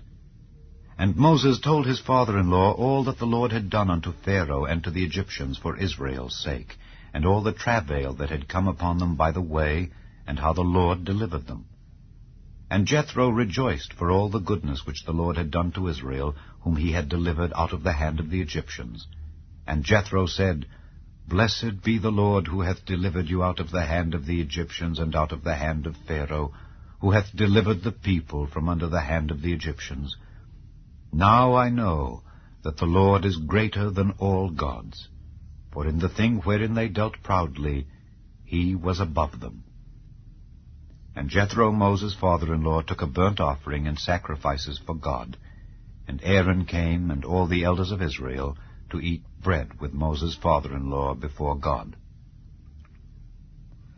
And it came to pass on the morrow that Moses sat to judge the people. And the people stood by Moses from the morning unto the evening. And when Moses' father-in-law saw all that he did to the people, he said, What is this thing that thou doest to the people? Why sittest thou thyself alone, and all the people stand by thee from morning unto even? And Moses said unto his father-in-law, Because the people come unto me to inquire of God. When they have a matter, they come unto me, and I judge between one and another, and I do make them know the statutes of God and his laws. And Moses' father-in-law said unto him, The thing that thou doest is not good. Thou wilt surely wear away, both thou and this people that is with thee, for this thing is too heavy for thee. Thou art not able to perform it thyself alone. Hearken now unto my voice. I will give thee counsel, and God shall be with thee. Be thou for the people to Godward, that thou mayest bring the causes unto God. And thou shalt teach them ordinances and laws, and shalt show them the way wherein they must walk, and the work that they must do. Moreover, thou shalt provide out of all the people able men, such as fear God, men of truth, hating covetousness, and place such over them to be rulers of thousands, and rulers of hundreds, rulers of 50s, and rulers of 10s. And let them judge the people at all seasons. And it shall be that every great matter they shall bring unto thee, but every small matter they shall judge. So shall it be easier for thyself, and they shall bear the burden with thee. If thou shalt do this thing, and God command thee so, then thou shalt be able to endure, and all this people shall also go to their place in peace. So Moses hearkened to the voice of his father-in-law, and did all that he had said. And Moses chose able men out of all Israel, and made them heads over the people, rulers of thousands, rulers of hundreds, rulers of 50s, and rulers of 10s. And they judged the people at all seasons. The hard causes they brought unto Moses, but every small matter they judged themselves. And Moses let his father-in-law depart, and he went his way into his own land. Chapter 19. In the 3rd month, when the children of Israel were gone forth out of the land of Egypt, the same day came they into the wilderness of Sinai. For they were departed from Rephidim, and were come to the desert of Sinai, and had pitched in the wilderness. And there Israel camped before the mount. And Moses went up unto God, and the Lord called unto him out of the mountain, saying, Thus shalt thou say to the house of Jacob, and tell the children of Israel, Ye have seen what I did unto the Egyptians, and how I bare you on eagle's wings, and brought you unto myself. Now therefore, if ye will obey my voice indeed, and keep my covenant, then ye shall be a peculiar treasure unto me above all people, for all the earth is mine. And ye shall be unto me a kingdom of priests, and an holy nation. These are the words which thou shalt speak unto the children of Israel. And Moses came and called for the elders of the people, and laid before their faces all these words which the Lord commanded him. And all the people answered together, and said, All that the Lord hath spoken we will do. And Moses returned the words of the people unto the Lord. And the Lord said unto Moses, Lo, I come unto thee in a thick cloud, that the people may hear when I speak with thee, and believe thee forever. And Moses told the words of the people unto the Lord. And the Lord said unto Moses, Go unto the people, and sanctify them today and tomorrow, and let them wash their clothes, and be ready against the 3rd day. For the 3rd day the Lord will come down in the sight of all the people upon Mount Sinai. And thou shalt set bounds unto the people round about, saying, Take heed to yourselves, that ye go not up into the mount, or touch the border of it. Whosoever toucheth the mount shall be surely put to death. There shall not an hand touch it, but he shall surely be stoned or shot through.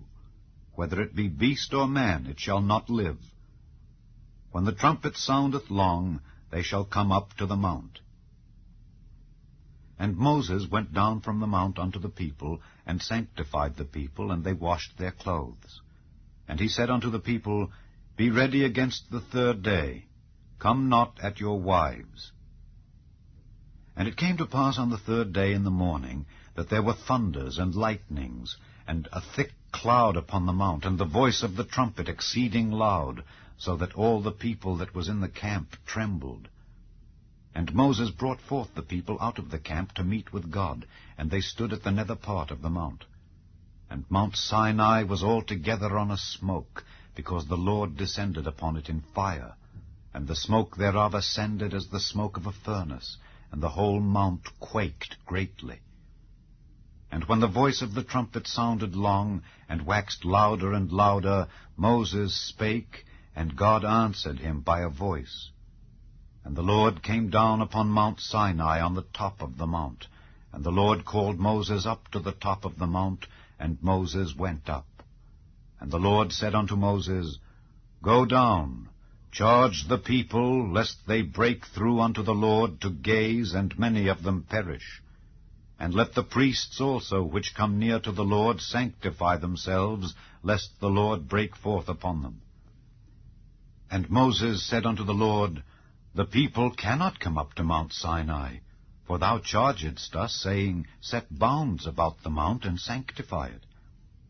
And the Lord said unto him, Away, get thee down, and thou shalt come up, thou and Aaron with thee. But let not the priests and the people break through to come up unto the Lord, lest he break forth upon them. So Moses went down unto the people, and spake unto them. Chapter 20. And God spake all these words, saying, I am the Lord thy God, which have brought thee out of the land of Egypt, out of the house of bondage. Thou shalt have no other gods before me. Thou shalt not make unto thee any graven image, or any likeness of anything that is in heaven above, or that is in the earth beneath, or that is in the water under the earth. Thou shalt not bow down thyself to them, nor serve them. For I, the Lord thy God, am a jealous God, visiting the iniquity of the fathers upon the children, unto the third and fourth generation of them that hate me, and showing mercy unto thousands of them that love me and keep my commandments. Thou shalt not take the name of the Lord thy God in vain, for the Lord will not hold him guiltless that taketh his name in vain. Remember the Sabbath day to keep it holy. 6 days shalt thou labor and do all thy work, but the 7th day is the Sabbath of the Lord thy God. In it thou shalt not do any work, thou, nor thy son, nor thy daughter, thy manservant, nor thy maidservant, nor thy cattle, nor thy stranger that is within thy gates. For in 6 days the Lord made heaven and earth, the sea, and all that in them is, and rested the 7th day. Wherefore the Lord blessed the Sabbath day, and hallowed it. Honor thy father and thy mother, that thy days may be long upon the land which the Lord thy God giveth thee. Thou shalt not kill. Thou shalt not commit adultery. Thou shalt not steal. Thou shalt not bear false witness against thy neighbor. Thou shalt not covet thy neighbor's house. Thou shalt not covet thy neighbor's wife, nor his manservant, nor his maidservant, nor his ox, nor his ass, nor anything that is thy neighbor's. And all the people saw the thunderings and the lightnings, and the noise of the trumpet, and the mountain smoking. And when the people saw it, they removed and stood afar off. And they said unto Moses, Speak thou with us, and we will hear, but let not God speak with us, lest we die. And Moses said unto the people, Fear not, for God is come to prove you, and that his fear may be before your faces, that ye sin not. And the people stood afar off, and Moses drew near unto the thick darkness where God was. And the Lord said unto Moses, Thus thou shalt say unto the children of Israel, Ye have seen that I have talked with you from heaven. Ye shall not make with me gods of silver, neither shall ye make unto you gods of gold. An altar of earth thou shalt make unto me, and shalt sacrifice thereon thy burnt offerings and thy peace offerings, thy sheep and thine oxen. In all places where I record my name, I will come unto thee, and I will bless thee. And if thou wilt make me an altar of stone, thou shalt not build it of hewn stone. For if thou lift up thy tool upon it, thou hast polluted it. Neither shalt thou go up by steps unto mine altar, that thy nakedness be not discovered thereon. Chapter 21. Now these are the judgments which thou shalt set before them. If thou buy an Hebrew servant, 6 years he shall serve, and in the 7th he shall go out free for nothing. If he came in by himself, he shall go out by himself. If he were married, then his wife shall go out with him. If his master have given him a wife, and she have borne him sons or daughters, the wife and her children shall be her master's, and he shall go out by himself. And if the servant shall plainly say, I love my master, my wife, and my children, I will not go out free, then his master shall bring him unto the judges. He shall also bring him to the door, or unto the doorpost, and his master shall bore his ear through with an awl, and he shall serve him forever. And if a man sell his daughter to be a maidservant, she shall not go out as the menservants do. If she please not her master, who hath betrothed her to himself, then shall he let her be redeemed.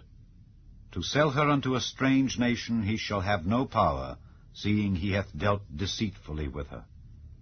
And if he have betrothed her unto his son, he shall deal with her after the manner of daughters.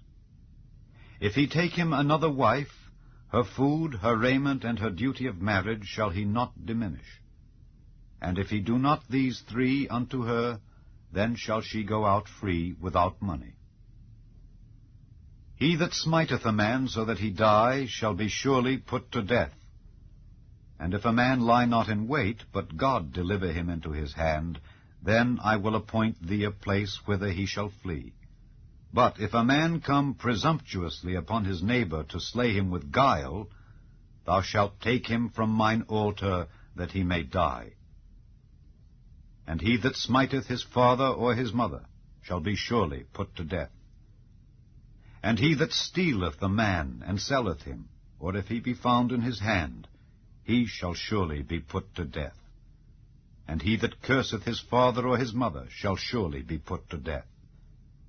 And if men strive together, and one smite another with a stone or with his fist, and he die not, but keepeth his bed, if he rise again, and walk abroad upon his staff, then shall he that smote him be quit.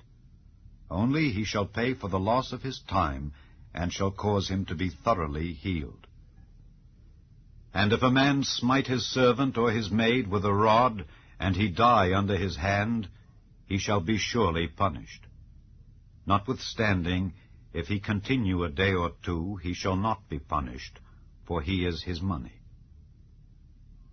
If men strive and hurt a woman with child, so that her fruit depart from her, and yet no mischief follow, he shall be surely punished according as the woman's husband will lay upon him, and he shall pay as the judges determine.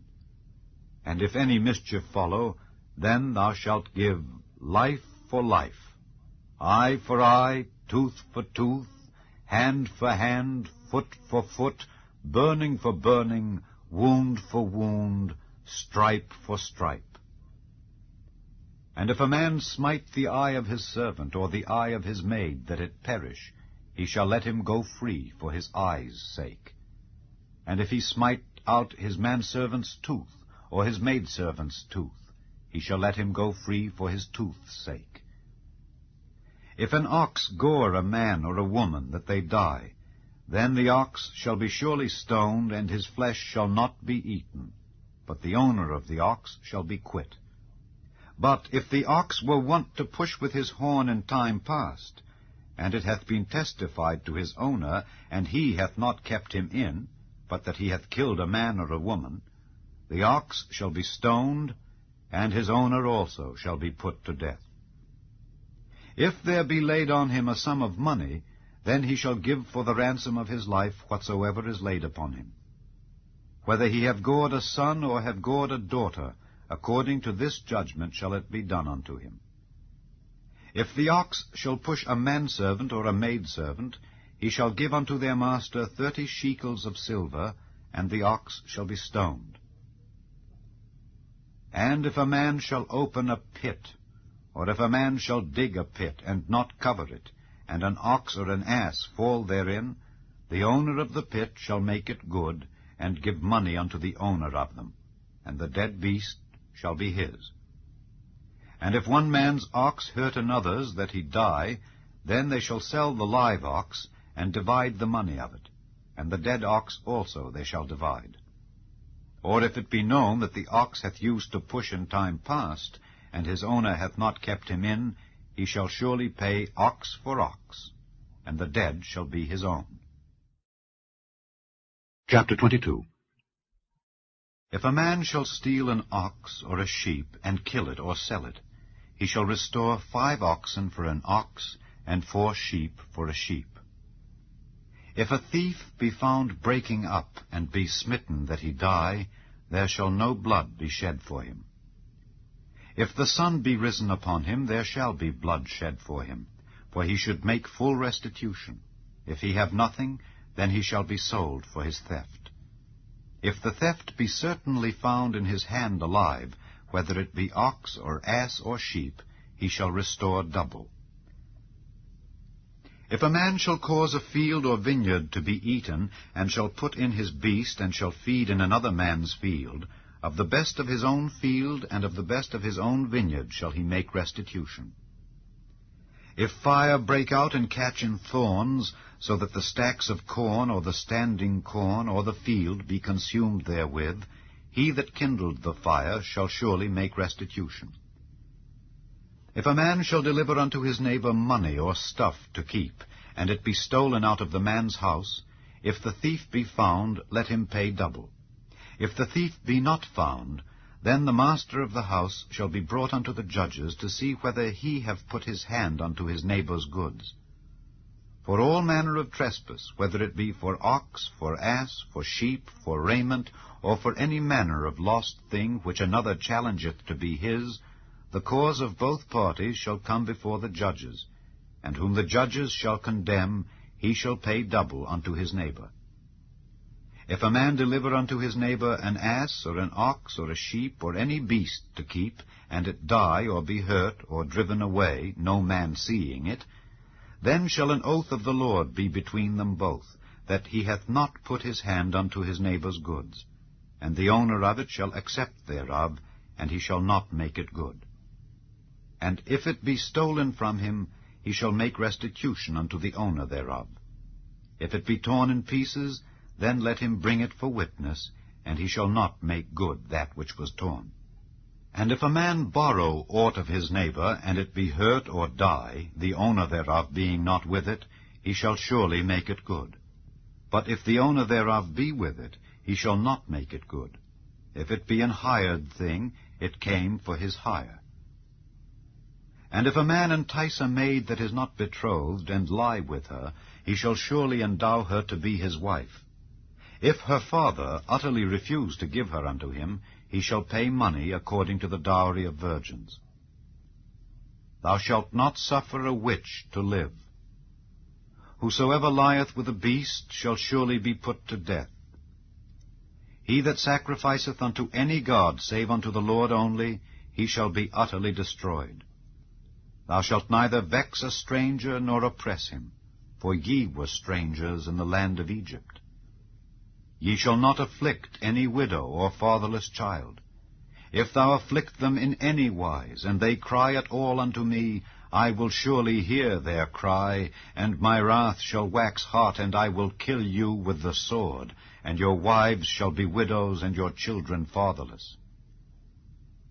If thou lend money to any of my people that is poor by thee, thou shalt not be to him as an usurer, neither shalt thou lay upon him usury. If thou at all take thy neighbor's raiment to pledge, thou shalt deliver it unto him by that the sun goeth down. For that is his covering only, it is his raiment for his skin. Wherein shall he sleep? And it shall come to pass, when he crieth unto me, that I will hear, for I am gracious. Thou shalt not revile the gods, nor curse the ruler of thy people. Thou shalt not delay to offer the first of thy ripe fruits and of thy liquors, the firstborn of thy sons shalt thou give unto me. Likewise shalt thou do with thine oxen and with thy sheep. 7 days it shall be with his dam, on the 8th day thou shalt give it me. And ye shall be holy men unto me. Neither shall ye eat any flesh that is torn of beasts in the field. Ye shall cast it to the dogs. Chapter 23. Thou shalt not raise a false report. Put not thine hand with the wicked to be an unrighteous witness. Thou shalt not follow a multitude to do evil, neither shalt thou speak in a cause to decline after many to wrest judgment. Neither shalt thou countenance a poor man in his cause. If thou meet thine enemy's ox or his ass going astray, thou shalt surely bring it back to him again. If thou see the ass of him that hateth thee lying under his burden, and wouldest forbear to help him, thou shalt surely help with him. Thou shalt not wrest the judgment of thy poor in his cause. Keep thee far from a false matter, and the innocent and righteous slay thou not, for I will not justify the wicked. And thou shalt take no gift, for the gift blindeth the wise, and perverteth the words of the righteous. Also thou shalt not oppress a stranger, for ye know the heart of a stranger, seeing ye were strangers in the land of Egypt. And 6 years thou shalt sow thy land, and shalt gather in the fruits thereof. But the 7th year thou shalt let it rest and lie still, that the poor of thy people may eat, and what they leave the beasts of the field shall eat. In like manner thou shalt deal with thy vineyard and with thy olive yard.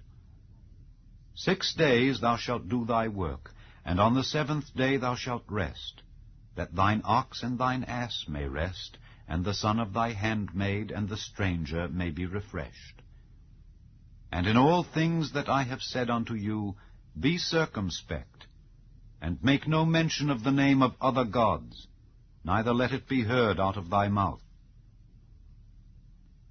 3 times thou shalt keep a feast unto me in the year. Thou shalt keep the feast of unleavened bread. Thou shalt eat unleavened bread 7 days, as I commanded thee, in the time appointed of the month Abib, for in it thou camest out from Egypt, and none shall appear before me empty.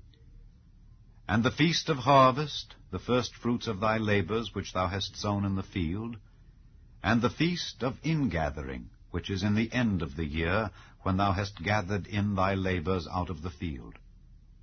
3 times in the year all thy males shall appear before the Lord God. Thou shalt not offer the blood of my sacrifice with leavened bread, neither shall the fat of my sacrifice remain until the morning. The first of the firstfruits of thy land thou shalt bring into the house of the Lord thy God. Thou shalt not see the kid in his mother's milk. Behold, I send an angel before thee to keep thee in the way, and to bring thee into the place which I have prepared. Beware of him, and obey his voice. Provoke him not, for he will not pardon your transgressions, for my name is in him. But if thou shalt indeed obey his voice, and do all that I speak, then I will be an enemy unto thine enemies, and an adversary unto thine adversaries. For mine angel shall go before thee, and bring thee in unto the Amorites, and the Hittites, and the Perizzites, and the Canaanites, and the Hivites, and the Jebusites, and I will cut them off. Thou shalt not bow down to their gods, nor serve them, nor do after their works, but thou shalt utterly overthrow them, and quite break down their images. And ye shall serve the Lord your God, and he shall bless thy bread and thy water, and I will take sickness away from the midst of thee. There shall nothing cast their young, nor be barren in thy land. The number of thy days I will fulfill. I will send my fear before thee, and will destroy all the people to whom thou shalt come, and I will make all thine enemies turn their backs unto thee. And I will send hornets before thee, which shall drive out the Hivite, the Canaanite, and the Hittite from before thee. I will not drive them out from before thee in 1 year, lest the land become desolate, and the beast of the field multiply against thee. By little and little I will drive them out from before thee, until thou be increased, and inherit the land. And I will set thy bounds from the Red Sea even unto the sea of the Philistines, and from the desert unto the river. For I will deliver the inhabitants of the land into your hand, and thou shalt drive them out before thee. Thou shalt make no covenant with them, nor with their gods. They shall not dwell in thy land, lest they make thee sin against me. For if thou serve their gods, it will surely be a snare unto thee. Chapter 24. And he said unto Moses, Come up unto the Lord, thou and Aaron, Nadab and Abihu, and 70 of the elders of Israel, and worship ye afar off. And Moses alone shall near the Lord, but they shall not come nigh, neither shall the people go up with him. And Moses came and told the people all the words of the Lord and all the judgments, and all the people answered with one voice and said, All the words which the Lord hath said will we do. And Moses wrote all the words of the Lord, and rose up early in the morning, and builded an altar under the hill, and 12 pillars, according to the 12 tribes of Israel. And he sent young men of the children of Israel, which offered burnt offerings and sacrificed peace offerings of oxen unto the Lord. And Moses took half of the blood, and put it in basins, and half of the blood he sprinkled on the altar. And he took the book of the covenant, and read in the audience of the people. And they said, All that the Lord hath said will we do, and be obedient. And Moses took the blood and sprinkled it on the people, and said, Behold the blood of the covenant which the Lord hath made with you concerning all these words.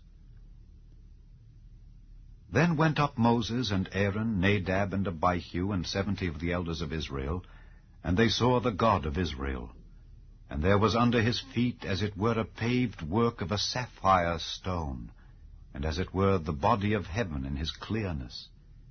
And upon the nobles of the children of Israel he laid not his hand. Also they saw God, and did eat and drink. And the Lord said unto Moses, Come up to me into the mount, and be there. And I will give thee tables of stone, and a law and commandments which I have written, that thou mayest teach them. And Moses rose up, and his minister Joshua, and Moses went up into the mount of God. And he said unto the elders, Tarry ye here for us until we come again unto you. And behold, Aaron and Hur are with you. If any man have any matters to do, let him come unto them. And Moses went up into the mount, and a cloud covered the mount. And the glory of the Lord abode upon Mount Sinai, and the cloud covered it 6 days. And the 7th day he called unto Moses out of the midst of the cloud. And the sight of the glory of the Lord was like devouring fire on the top of the mount in the eyes of the children of Israel. And Moses went into the midst of the cloud, and gat him up into the mount. And Moses was in the mount 40 days and 40 nights. Chapter 25. And the Lord spake unto Moses, saying, Speak unto the children of Israel, that they bring me an offering. Of every man that giveth it willingly with his heart ye shall take my offering. And this is the offering which ye shall take of them: gold, and silver, and brass, and blue, and purple, and scarlet, and fine linen, and goat's hair, and rams' skins dyed red, and badgers' skins, and shittim wood, oil for the light, spices for anointing oil, and for sweet incense, onyx stones, and stones to be set in the ephod and in the breastplate. And let them make me a sanctuary, that I may dwell among them. according to all that I show thee, after the pattern of the tabernacle and the pattern of all the instruments thereof, even so shall ye make it. And they shall make an ark of shittim wood. 2 cubits and a half shall be the length thereof, and 1 cubit and a half the breadth thereof, and 1 cubit and a half the height thereof. And thou shalt overlay it with pure gold, within and without shalt thou overlay it, and shalt make upon it a crown of gold round about. And thou shalt cast 4 rings of gold for it, and put them in the 4 corners thereof. And 2 rings shall be in the one side of it, and 2 rings in the other side of it. And thou shalt make staves of shittim wood, and overlay them with gold. And thou shalt put the staves into the rings by the sides of the ark, that the ark may be borne with them. The staves shall be in the rings of the ark, they shall not be taken from it. And thou shalt put into the ark the testimony which I shall give thee. And thou shalt make a mercy seat of pure gold. 2 cubits and a half shall be the length thereof, and 1 cubit and a half the breadth thereof. And thou shalt make 2 cherubims of gold, of beaten work shalt thou make them, in the 2 ends of the mercy seat. And make 1 cherub on the one end, and the other cherub on the other end. Even of the mercy seat shall ye make the cherubims on the 2 ends thereof. And the cherubim shall stretch forth their wings on high, covering the mercy seat with their wings, and their faces shall look one to another. Toward the mercy seat shall the faces of the cherubims be. And thou shalt put the mercy seat above upon the ark, and in the ark thou shalt put the testimony that I shall give thee. And there I will meet with thee, and I will commune with thee from above the mercy seat, from between the 2 cherubims which are upon the ark of the testimony, of all things which I will give thee in commandment unto the children of Israel. Thou shalt also make a table of shittim wood. 2 cubits shall be the length thereof, and 1 cubit the breadth thereof, and 1 cubit and a half the height thereof. And thou shalt overlay it with pure gold, and make thereto a crown of gold round about. And thou shalt make unto it a border of an hand breadth round about, and thou shalt make a golden crown to the border thereof round about. And thou shalt make for it 4 rings of gold, and put the rings in the 4 corners that are on the 4 feet thereof. Over against the border shall the rings be, for places of the staves to bear the table. And thou shalt make the staves of shittim wood, and overlay them with gold, that the table may be borne with them. And thou shalt make the dishes thereof, and spoons thereof, and covers thereof, and bowls thereof, to cover withal. Of pure gold shalt thou make them. And thou shalt set upon the table showbread before me alway. And thou shalt make a candlestick of pure gold. Of beaten work shall the candlestick be made. His shaft and his branches, his bowls, his knops, and his flowers shall be of the same. And 6 branches shall come out of the sides of it, 3 branches of the candlestick out of the one side, and 3 branches of the candlestick out of the other side. 3 bowls made like unto almonds, with a knop and a flower in one branch, and 3 bowls made like almonds in the other branch, with a knop and a flower. So in the 6 branches that come out of the candlestick. And in the candlestick shall be 4 bowls made like unto almonds, with their knops and their flowers. And there shall be a knop under 2 branches of the same, and a knop under 2 branches of the same, and a knop under 2 branches of the same, according to the 6 branches that proceed out of the candlestick. Their knops and their branches shall be of the same. All it shall be one beaten work of pure gold. And thou shalt make the 7 lamps thereof, and they shall light the lamps thereof, that they may give light over against it. And the tongs thereof and the snuff dishes thereof shall be of pure gold. Of a talent of pure gold shall he make it with all these vessels. And look that thou make them after their pattern, which was showed thee in the mount. Chapter 26. Moreover, thou shalt make the tabernacle with 10 curtains of fine twined linen, and blue, and purple, and scarlet. With cherubims of cunning work shalt thou make them. The length of 1 curtain shall be 28 cubits, and the breadth of 1 curtain 4 cubits, and every one of the curtains shall have 1 measure. The 5 curtains shall be coupled together one to another, and other 5 curtains shall be coupled one to another. And thou shalt make loops of blue upon the edge of the one curtain from the selvage in the coupling, and likewise shalt thou make in the uttermost edge of another curtain in the coupling of the second. 50 loops shalt thou make in the one curtain, and 50 loops shalt thou make in the edge of the curtain that is in the coupling of the second, that the loops may take hold one of another. And thou shalt make 50 taches of gold, and couple the curtains together with the taches, and it shall be one tabernacle. And thou shalt make curtains of goat's hair to be a covering upon the tabernacle. 11 curtains shalt thou make. The length of one curtain shall be 30 cubits, and the breadth of one curtain 4 cubits. And the 11 curtains shall be all of one measure. And thou shalt couple 5 curtains by themselves, and 6 curtains by themselves, and shalt double the 6th curtain in the forefront of the tabernacle. And thou shalt make 50 loops on the edge of the one curtain that is outmost in the coupling, and 50 loops in the edge of the curtain which coupleth the second. And thou shalt make 50 taches of brass, and put the taches into the loops, and couple the tent together, that it may be one. And the remnant that remaineth of the curtains of the tent, the half curtain that remaineth, shall hang over the back side of the tabernacle.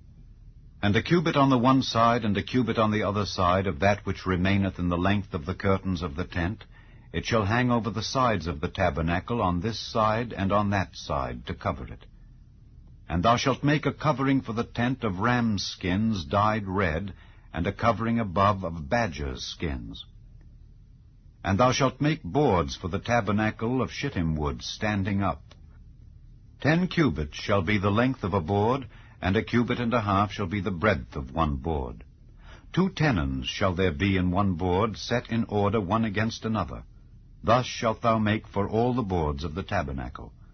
And thou shalt make the boards for the tabernacle 20 boards on the south side southward.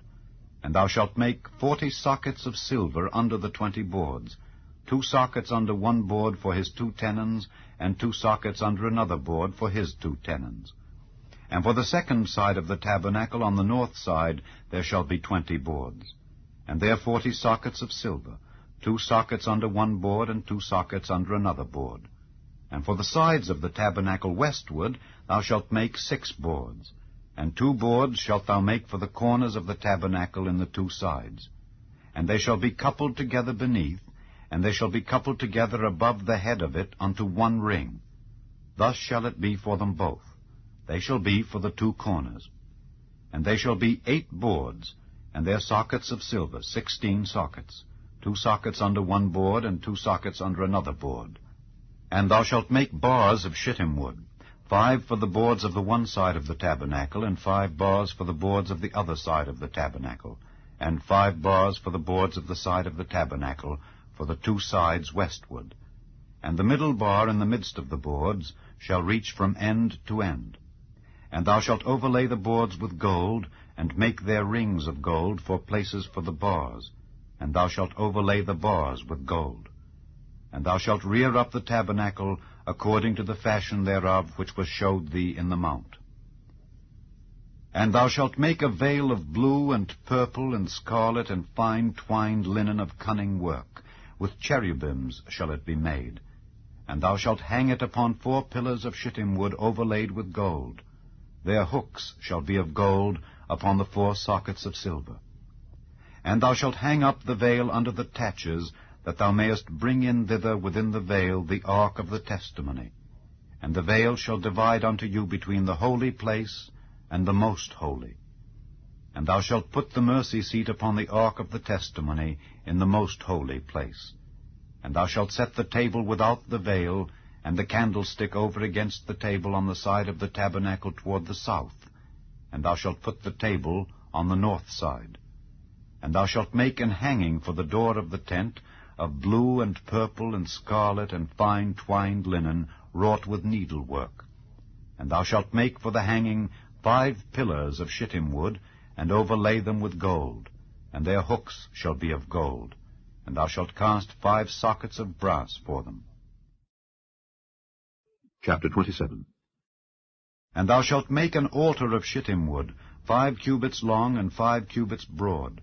The altar shall be foursquare, and the height thereof shall be 3 cubits. And thou shalt make the horns of it upon the 4 corners thereof. His horns shall be of the same, and thou shalt overlay it with brass. And thou shalt make his pans to receive his ashes, and his shovels, and his basins, and his flesh hooks, and his fire pans. All the vessels thereof thou shalt make of brass. And thou shalt make for it a grate of network of brass. And upon the net shalt thou make 4 brazen rings in the 4 corners thereof. And thou shalt put it under the compass of the altar beneath, that the net may be even to the midst of the altar. And thou shalt make staves for the altar, staves of shittim wood, and overlay them with brass. And the staves shall be put into the rings, and the staves shall be upon the 2 sides of the altar to bear it. Hollow with boards shalt thou make it. As it was showed thee in the mount, so shall they make it. And thou shalt make the court of the tabernacle. For the south side southward there shall be hangings for the court of fine twined linen of 100 cubits long for one side. And the 20 pillars thereof and their 20 sockets shall be of brass. The hooks of the pillars and their fillets shall be of silver. And likewise for the north side in length there shall be hangings of 100 cubits long, and his 20 pillars and their 20 sockets of brass, the hooks of the pillars and their fillets of silver. And for the breadth of the court on the west side shall be hangings of 50 cubits, their pillars 10, and their sockets 10. And the breadth of the court on the east side eastward shall be 50 cubits. The hangings of one side of the gate shall be 15 cubits, their pillars 3, and their sockets 3. And on the other side shall be hangings 15 cubits, their pillars 3, and their sockets 3. And for the gate of the court shall be an hanging of 20 cubits, of blue and purple and scarlet and fine twined linen wrought with needlework. And their pillars shall be 4, and their sockets 4. All the pillars round about the court shall be filleted with silver. Their hooks shall be of silver, and their sockets of brass. The length of the court shall be 100 cubits, and the breadth 50 everywhere, and the height 5 cubits of fine twined linen, and their sockets of brass. All the vessels of the tabernacle and all the service thereof, and all the pins thereof, and all the pins of the court shall be of brass. And thou shalt command the children of Israel that they bring thee pure oil olive beaten for the light, to cause the lamp to burn always. In the tabernacle of the congregation without the veil, which is before the testimony, Aaron and his sons shall order it from evening to morning before the Lord. It shall be a statute forever unto their generations on the behalf of the children of Israel. Chapter 28. And take thou unto thee Aaron thy brother and his sons with him from among the children of Israel, that he may minister unto me in the priest's office, even Aaron, Nadab, and Abihu, Eleazar, and Ithamar, Aaron's sons. And thou shalt make holy garments for Aaron thy brother, for glory and for beauty. And thou shalt speak unto all that are wise-hearted, whom I have filled with the spirit of wisdom, that they may make Aaron's garments to consecrate him, that he may minister unto me in the priest's office. And these are the garments which they shall make: a breastplate, and an ephod, and a robe, and a broidered coat, a mitre, and a girdle. And they shall make holy garments for Aaron thy brother and his sons, that he may minister unto me in the priest's office. And they shall take gold, and blue, and purple, and scarlet, and fine linen. And they shall make the ephod of gold, of blue, and of purple, of scarlet, and fine twined linen with cunning work. It shall have the 2 shoulder pieces thereof joined at the 2 edges thereof, and so it shall be joined together. And the curious girdle of the ephod which is upon it shall be of the same, according to the work thereof, even of gold, of blue, and purple, and scarlet, and fine twined linen. And thou shalt take 2 onyx stones, and grave on them the names of the children of Israel, 6 of their names on one stone, and the other 6 names of the rest on the other stone, according to their birth. With the work of an engraver in stone, like the engravings of a signet, shalt thou engrave the 2 stones with the names of the children of Israel. Thou shalt make them to be set in ouches of gold. And thou shalt put the 2 stones upon the shoulders of the ephod for stones of memorial unto the children of Israel. And Aaron shall bear their names before the Lord upon his 2 shoulders for a memorial. And thou shalt make ouches of gold, and 2 chains of pure gold at the ends. Of wreathen work shalt thou make them, and fasten the wreathen chains to the ouches. And thou shalt make the breastplate of judgment with cunning work. After the work of the ephod thou shalt make it, of gold, of blue, and of purple, and of scarlet, and of fine twined linen shalt thou make it. 4 square it shall be, being doubled. A span shall be the length thereof, and a span shall be the breadth thereof. And thou shalt set in it settings of stones, even 4 rows of stones. The first row shall be a sardius, a topaz, and a carbuncle. This shall be the first row. And the second row shall be an emerald, a sapphire, and a diamond. And the third row a ligure, an agate, and an amethyst. And the 4th row a beryl, and an onyx, and a jasper. They shall be set in gold in their enclosings. And the stones shall be with the names of the children of Israel, 12 according to their names, like the engravings of a signet. Every one with his name shall they be according to the 12 tribes. And thou shalt make upon the breastplate chains at the ends of wreathen work of pure gold. And thou shalt make upon the breastplate 2 rings of gold, and shalt put the 2 rings on the 2 ends of the breastplate. And thou shalt put the 2 wreathen chains of gold in the 2 rings which are on the ends of the breastplate. And the other 2 ends of the 2 wreathen chains thou shalt fasten in the 2 ouches, and put them on the shoulder pieces of the ephod before it. And thou shalt make 2 rings of gold, and thou shalt put them upon the 2 ends of the breastplate in the border thereof, which is in the side of the ephod inward.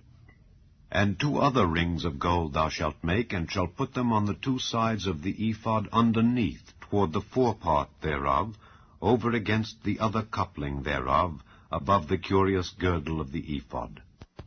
And they shall bind the breastplate by the rings thereof unto the rings of the ephod with a lace of blue, that it may be above the curious girdle of the ephod, and that the breastplate be not loosed from the ephod. And Aaron shall bear the names of the children of Israel in the breastplate of judgment upon his heart, when he goeth in unto the holy place, for a memorial before the Lord continually. And thou shalt put in the breastplate of judgment the Urim and the Thummim, and they shall be upon Aaron's heart when he goeth in before the Lord. And Aaron shall bear the judgment of the children of Israel upon his heart before the Lord continually. And thou shalt make the robe of the ephod all of blue, and there shall be an hole in the top of it in the midst thereof. It shall have a binding of woven work round about the hole of it, as it were the hole of an habergeon, that it be not rent. And beneath upon the hem of it thou shalt make pomegranates of blue, and of purple, and of scarlet round about the hem thereof, and bells of gold between them round about, a golden bell and a pomegranate, a golden bell and a pomegranate upon the hem of the robe round about. And it shall be upon Aaron to minister, and his sound shall be heard when he goeth in unto the holy place before the Lord, and when he cometh out, that he die not. And thou shalt make a plate of pure gold, and grave upon it, like the engravings of a signet, Holiness to the Lord. And thou shalt put it on a blue lace, that it may be upon the mitre, upon the forefront of the mitre it shall be. And it shall be upon Aaron's forehead, that Aaron may bear the iniquity of the holy things which the children of Israel shall hallow in all their holy gifts. And it shall be always upon his forehead, that they may be accepted before the Lord. And thou shalt embroider the coat of fine linen, and thou shalt make the mitre of fine linen, and thou shalt make the girdle of needlework. And for Aaron's sons thou shalt make coats, and thou shalt make for them girdles, and bonnets shalt thou make for them, for glory and for beauty. And thou shalt put them upon Aaron thy brother, and his sons with him, and shalt anoint them, and consecrate them, and sanctify them, that they may minister unto me in the priest's office. And thou shalt make them linen breeches to cover their nakedness. From the loins even unto the thighs they shall reach. And they shall be upon Aaron and upon his sons, when they come in unto the tabernacle of the congregation, or when they come near unto the altar to minister in the holy place, that they bear not iniquity and die. It shall be a statute forever unto him and his seed after him. Chapter 29. And this is the thing that thou shalt do unto them to hallow them, to minister unto me in the priest's office. Take 1 young bullock, and 2 rams without blemish, and unleavened bread, and cakes unleavened tempered with oil, and wafers unleavened anointed with oil. Of wheaten flour shalt thou make them. And thou shalt put them into 1 basket, and bring them in the basket with the bullock and the 2 rams. And Aaron and his sons thou shalt bring unto the door of the tabernacle of the congregation, and shalt wash them with water. And thou shalt take the garments, and put upon Aaron the coat, and the robe of the ephod, and the breastplate, and gird him with the curious girdle of the ephod. And thou shalt put the mitre upon his head, and put the holy crown upon the mitre. Then shalt thou take the anointing oil, and pour it upon his head, and anoint him. And thou shalt bring his sons, and put coats upon them. And thou shalt gird them with girdles, Aaron and his sons, and put the bonnets on them. And the priest's office shall be theirs for a perpetual statute, and thou shalt consecrate Aaron and his sons. And thou shalt cause a bullock to be brought before the tabernacle of the congregation, and Aaron and his sons shall put their hands upon the head of the bullock. And thou shalt kill the bullock before the Lord by the door of the tabernacle of the congregation. And thou shalt take of the blood of the bullock, and put it upon the horns of the altar with thy finger, and pour all the blood beside the bottom of the altar. And thou shalt take all the fat that covereth the inwards, and the caul that is above the liver, and the 2 kidneys, and the fat that is upon them, and burn them upon the altar. But the flesh of the bullock, and his skin, and his dung, shalt thou burn with fire without the camp. It is a sin offering. Thou shalt also take 1 ram, and Aaron and his sons shall put their hands upon the head of the ram. And thou shalt slay the ram, and thou shalt take his blood, and sprinkle it round about upon the altar. And thou shalt cut the ram in pieces, and wash the inwards of him and his legs, and put them unto his pieces, and unto his head. And thou shalt burn the whole ram upon the altar. It is a burnt offering unto the Lord. It is a sweet savour, an offering made by fire unto the Lord. And thou shalt take the other ram, and Aaron and his sons shall put their hands upon the head of the ram. Then shalt thou kill the ram, and take of his blood, and put it upon the tip of the right ear of Aaron, and upon the tip of the right ear of his sons, and upon the thumb of their right hand, and upon the great toe of their right foot, and sprinkle the blood upon the altar round about. And thou shalt take of the blood that is upon the altar, and of the anointing oil, and sprinkle it upon Aaron, and upon his garments, and upon his sons, and upon the garments of his sons with him. And he shall be hallowed, and his garments, and his sons' garments with him. Also thou shalt take of the ram the fat and the rump, and the fat that covereth the inwards, and the caul above the liver, and the 2 kidneys, and the fat that is upon them, and the right shoulder, for it is a ram of consecration. And 1 loaf of bread, and 1 cake of oiled bread, and 1 wafer out of the basket of the unleavened bread that is before the Lord. And thou shalt put all in the hands of Aaron, and in the hands of his sons, and shalt wave them for a wave offering before the Lord. And thou shalt receive them of their hands, and burn them upon the altar for a burnt offering, for a sweet savour before the Lord. It is an offering made by fire unto the Lord. And thou shalt take the breast of the ram of Aaron's consecration, and wave it for a wave offering before the Lord. And it shall be thy part. And thou shalt sanctify the breast of the wave offering, and the shoulder of the heave offering, which is waved, and which is heaved up of the ram of the consecration, even of that which is for Aaron, and of that which is for his sons. And it shall be Aaron's and his sons by a statute forever from the children of Israel. For it is an heave offering, And it shall be an heave offering from the children of Israel of the sacrifice of their peace offerings, even their heave offering unto the Lord. And the holy garments of Aaron shall be his sons after him, to be anointed therein, and to be consecrated in them. And that son that is priest in his stead shall put them on 7 days, when he cometh into the tabernacle of the congregation, to minister in the holy place. And thou shalt take the ram of the consecration, and seethe his flesh in the holy place.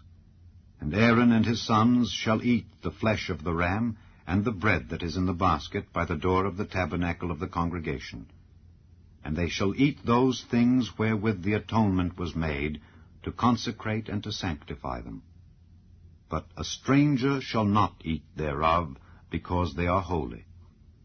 And if aught of the flesh of the consecrations or of the bread remain unto the morning, then thou shalt burn the remainder with fire. It shall not be eaten, because it is holy. And thus shalt thou do unto Aaron and to his sons, according to all things which I have commanded thee. 7 days shalt thou consecrate them. And thou shalt offer every day a bullock for a sin offering for atonement. And thou shalt cleanse the altar when thou hast made an atonement for it, and thou shalt anoint it to sanctify it. 7 days thou shalt make an atonement for the altar and sanctify it, and it shall be an altar most holy. Whatsoever toucheth the altar shall be holy. Now this is that which thou shalt offer upon the altar: 2 lambs of the first year, day by day, continually. The one lamb thou shalt offer in the morning, and the other lamb thou shalt offer at even. And with the one lamb 1/10 deal of flour mingled with the 4th part of an hin of beaten oil, and the 4th part of an hin of wine for a drink offering. And the other lamb thou shalt offer at even, and shalt do thereto according to the meat offering of the morning, and according to the drink offering thereof, for a sweet savour, an offering made by fire unto the Lord. This shall be a continual burnt offering throughout your generations at the door of the tabernacle of the congregation before the Lord, where I will meet you to speak there unto thee.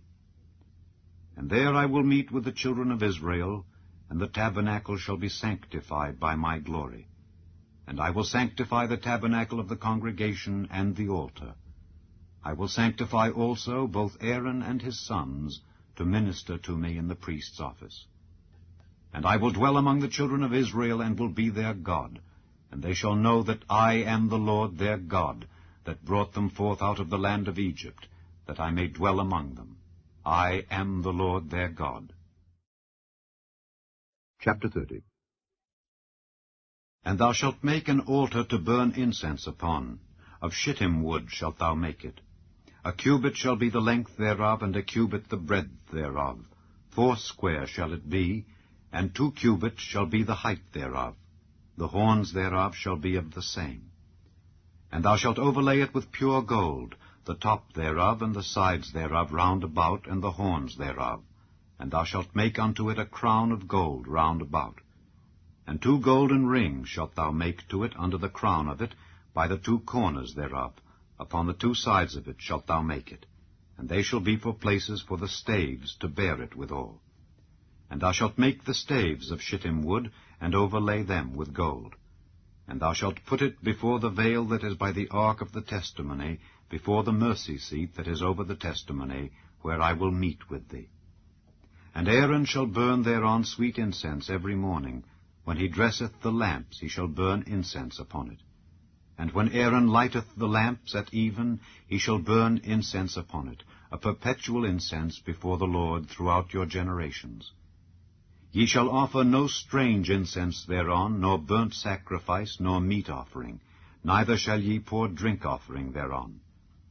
And Aaron shall make an atonement upon the horns of it once in a year with the blood of the sin offering of atonements.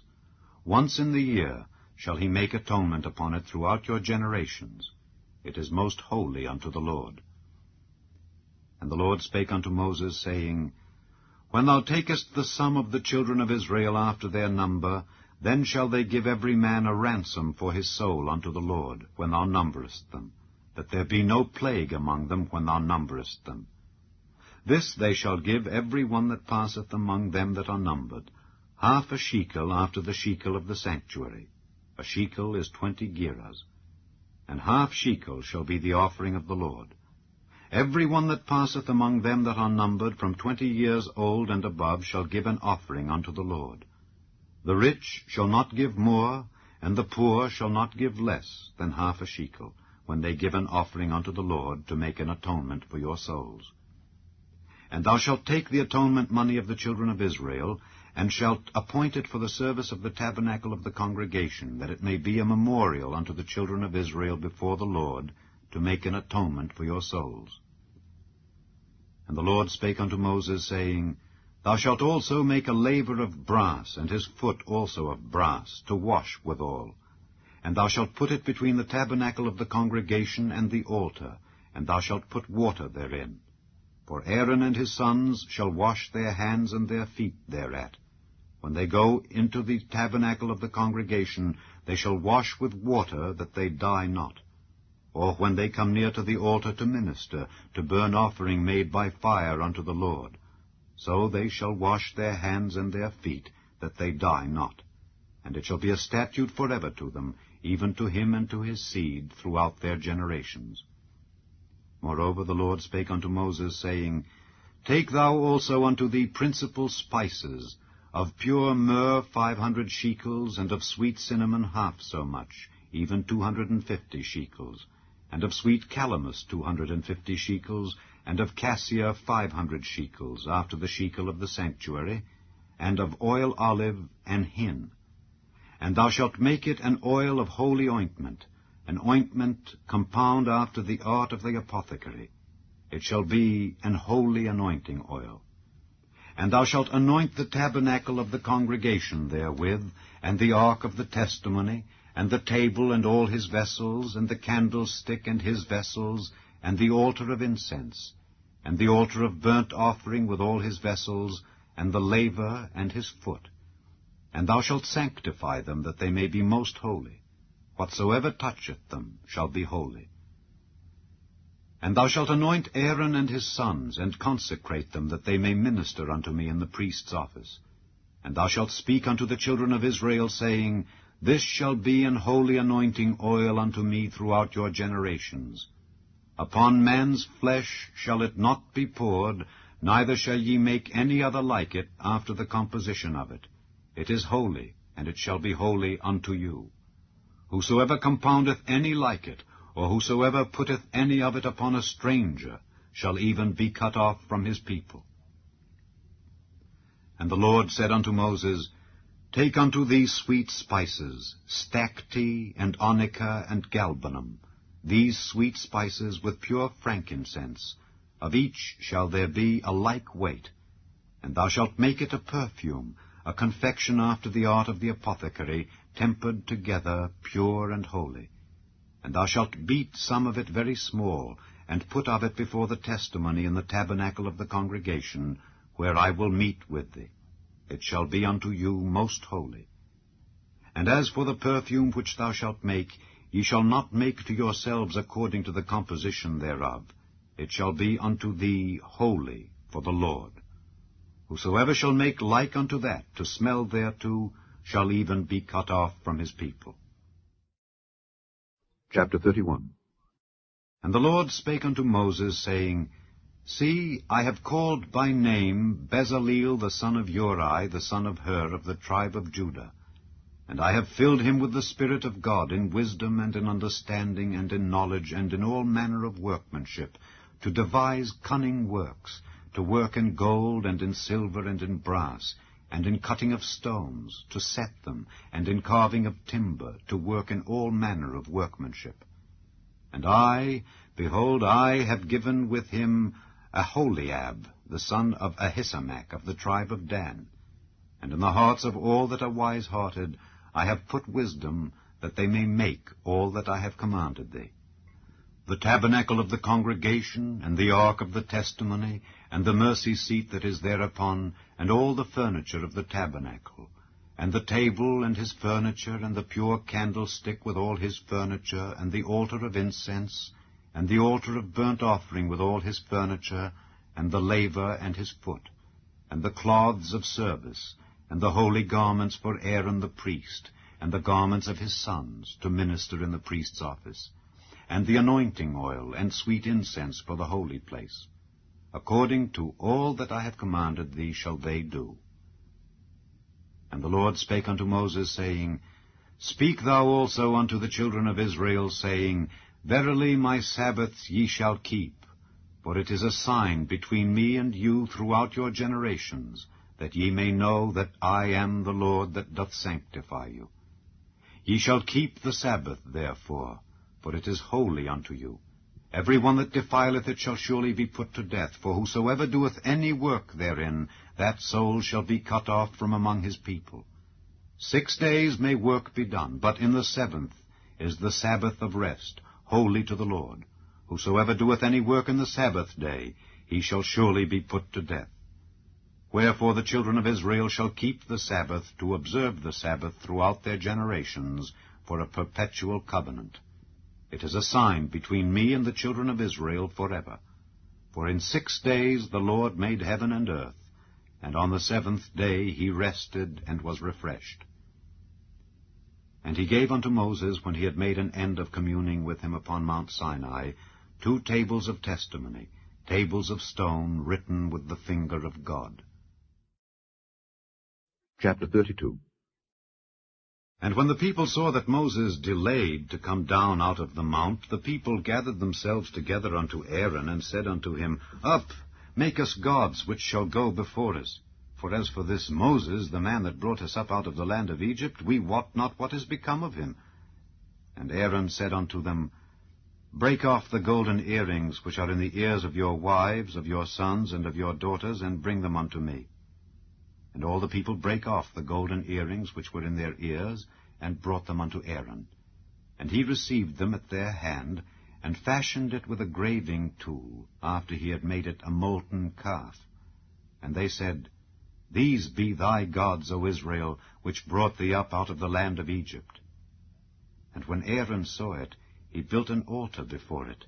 And Aaron made proclamation, and said, Tomorrow is a feast to the Lord. And they rose up early on the morrow, and offered burnt offerings, and brought peace offerings. And the people sat down to eat and to drink, and rose up to play. And the Lord said unto Moses, Go, get thee down, for thy people which thou broughtest out of the land of Egypt have corrupted themselves. They have turned aside quickly out of the way which I commanded them. They have made them a molten calf, and have worshipped it, and have sacrificed thereunto, and said, These be thy gods, O Israel, which have brought thee up out of the land of Egypt. And the Lord said unto Moses, I have seen this people, and behold, it is a stiff-necked people. Now therefore let me alone, that my wrath may wax hot against them, and that I may consume them, and I will make of thee a great nation. And Moses besought the Lord his God, and said, Lord, why doth thy wrath wax hot against thy people, which thou hast brought forth out of the land of Egypt with great power and with a mighty hand? Wherefore should the Egyptians speak and say, For mischief did he bring them out, to slay them in the mountains, and to consume them from the face of the earth? Turn from thy fierce wrath, and repent of this evil against thy people. Remember Abraham, Isaac, and Israel, thy servants, to whom thou swarest by thine own self, and saidst unto them, I will multiply your seed as the stars of heaven, and all this land that I have spoken of will I give unto your seed, and they shall inherit it forever. And the Lord repented of the evil which he thought to do unto his people. And Moses turned, and went down from the mount, and the 2 tables of the testimony were in his hand. The tables were written on both their sides, on the one side and on the other were they written. And the tables were the work of God, and the writing was the writing of God, graven upon the tables. And when Joshua heard the noise of the people as they shouted, he said unto Moses, There is a noise of war in the camp. And he said, It is not the voice of them that shout for mastery, neither is it the voice of them that cry for being overcome, but the noise of them that sing do I hear. And it came to pass, as soon as he came nigh unto the camp, that he saw the calf and the dancing. And Moses' anger waxed hot, and he cast the tables out of his hands, and brake them beneath the mount. And he took the calf which they had made, and burnt it in the fire, and ground it to powder, and strawed it upon the water, and made the children of Israel drink of it. And Moses said unto Aaron, What did this people unto thee, that thou hast brought so great a sin upon them? And Aaron said, Let not the anger of my lord wax hot. Thou knowest the people, that they are set on mischief. For they said unto me, Make us gods which shall go before us. For as for this Moses, the man that brought us up out of the land of Egypt, we wot not what is become of him. And I said unto them, Whosoever hath any gold, let them break it off. So they gave it me. Then I cast it into the fire, and there came out this calf. And when Moses saw that the people were naked, for Aaron had made them naked unto their shame among their enemies, then Moses stood in the gate of the camp, and said, Who is on the Lord's side? Let him come unto me. And all the sons of Levi gathered themselves together unto him. And he said unto them, Thus saith the Lord God of Israel, Put every man his sword by his side, and go in and out from gate to gate throughout the camp, and slay every man his brother, and every man his companion, and every man his neighbor. And the children of Levi did according to the word of Moses, and there fell of the people that day about 3,000 men. For Moses had said, Consecrate yourselves today to the Lord, even every man upon his son and upon his brother, that he may bestow upon you a blessing this day. And it came to pass on the morrow that Moses said unto the people, Ye have sinned a great sin. And now I will go up unto the Lord. Peradventure I shall make an atonement for your sin. And Moses returned unto the Lord, and said, O, this people have sinned a great sin, and have made them gods of gold. Yet now, if thou wilt, forgive their sin. And if not, blot me, I pray thee, out of thy book which thou hast written. And the Lord said unto Moses, Whosoever hath sinned against me, him will I blot out of my book.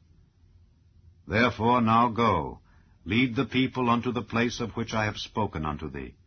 Behold, mine angel shall go before thee. Nevertheless, in the day when I visit, I will visit their sin upon them. And the Lord plagued the people, because they made the calf which Aaron made. Chapter 33.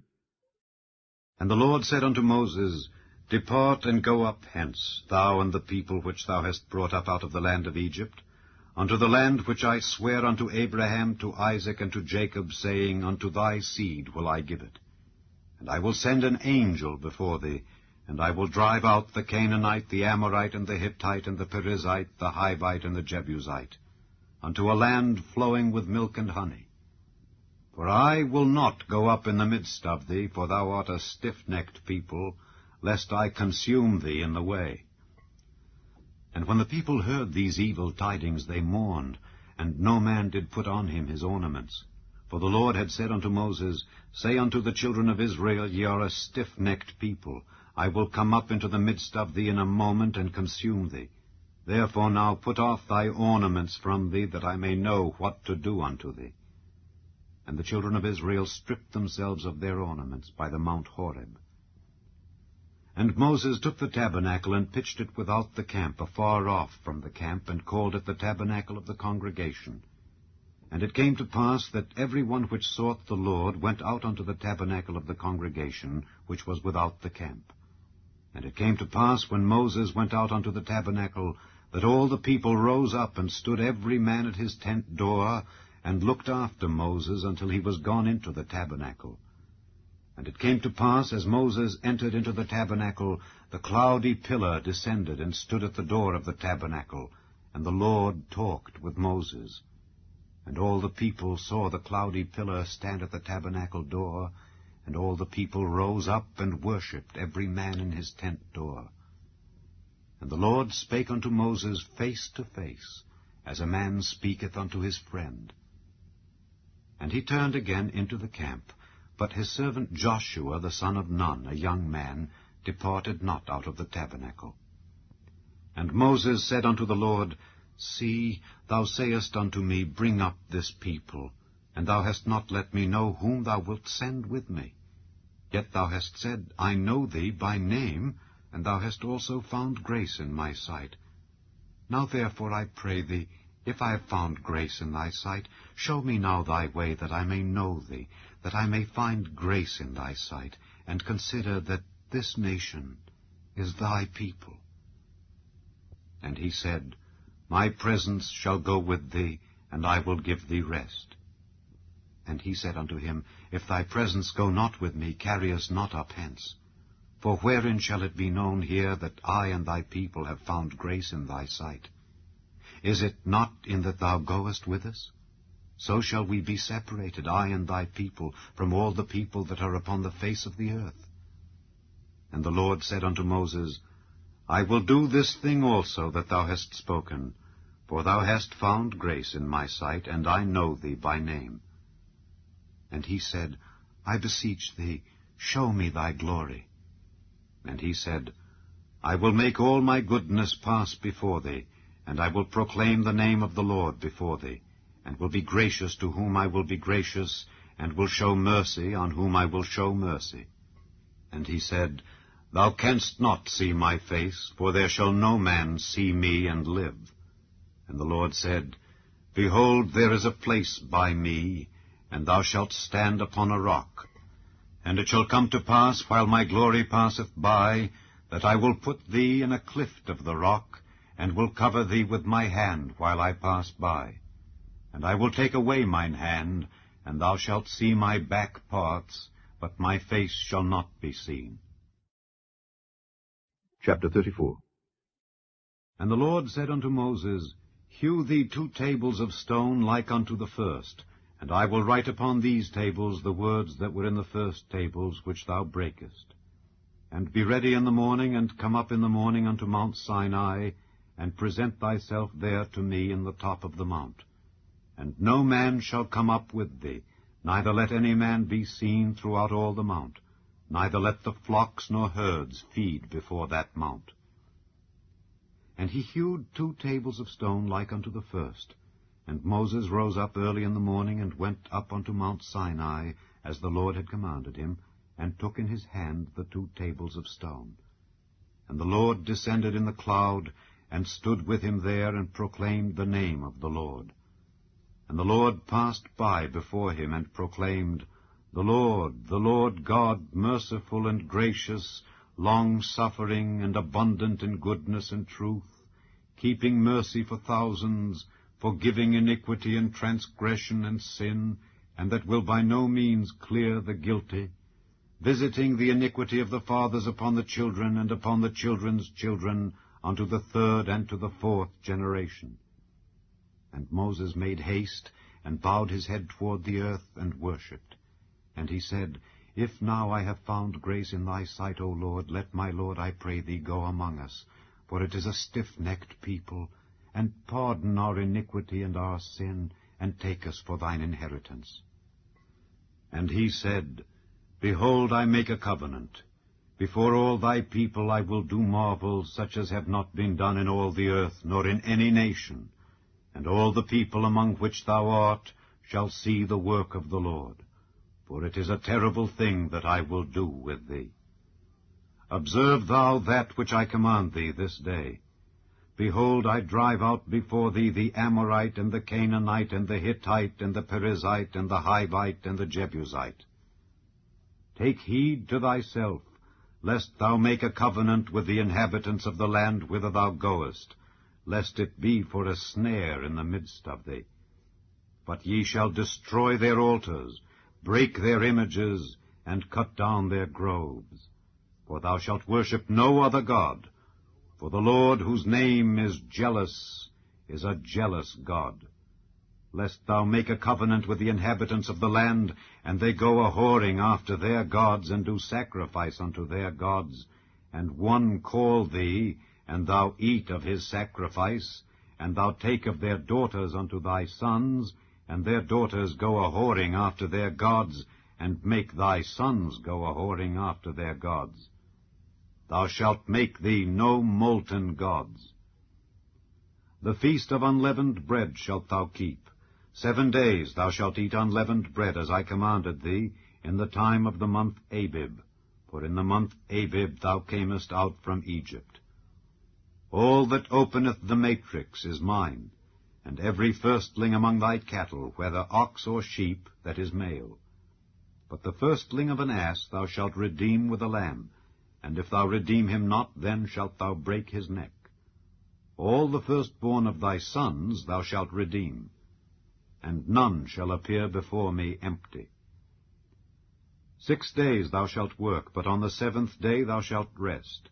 In earing time and in harvest thou shalt rest. And thou shalt observe the feast of weeks, of the first fruits of wheat harvest, and the feast of ingathering at the year's end.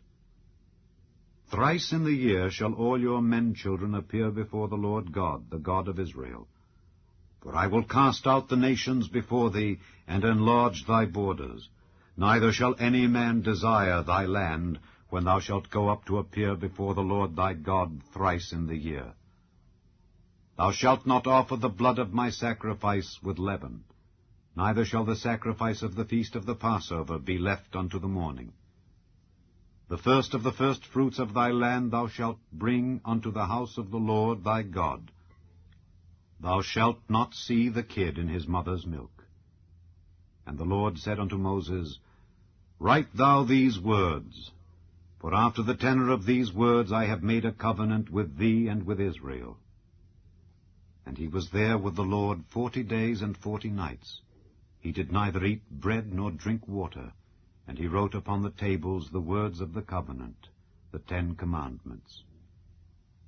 And it came to pass, when Moses came down from Mount Sinai with the 2 tables of testimony in Moses' hand, when he came down from the mount, that Moses wist not that the skin of his face shone while he talked with him.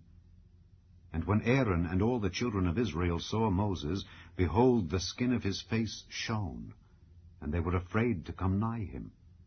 And Moses called unto them, and Aaron and all the rulers of the congregation returned unto him, and Moses talked with them.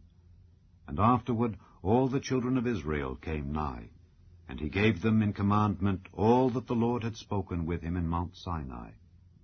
And till Moses had done speaking with them, he put a veil on his face. But when Moses went in before the Lord to speak with him, he took the veil off until he came out. And he came out and spake unto the children of Israel that which he was commanded. And the children of Israel saw the face of Moses, that the skin of Moses' face shone. And Moses put the veil upon his face again, until he went in to speak with him. Chapter 35.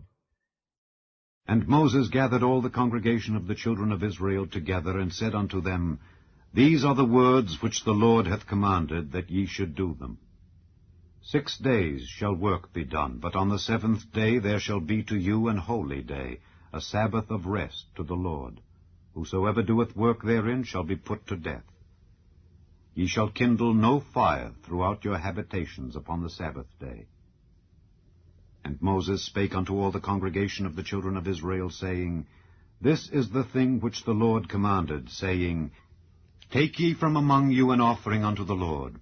Whosoever is of a willing heart, let him bring it, an offering of the Lord, gold and silver and brass and blue and purple and scarlet and fine linen and goat's hair, and rams' skins dyed red, and badger skins and shittim wood, and oil for the light, and spices for anointing oil and for the sweet incense, and onyx stones, and stones to be set for the ephod and for the breastplate.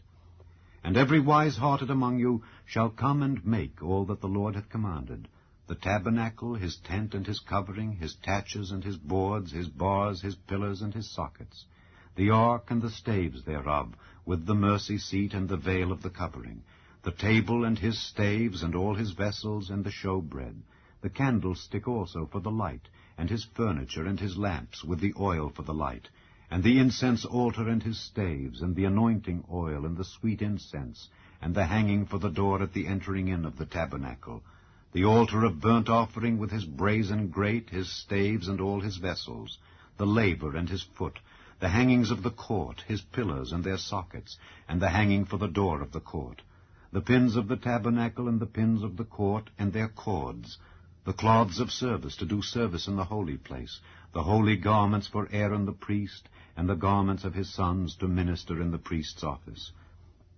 And all the congregation of the children of Israel departed from the presence of Moses. And they came every one whose heart stirred him up, and every one whom his spirit made willing, and they brought the Lord's offering to the work of the tabernacle of the congregation, and for all his service, and for the holy garments.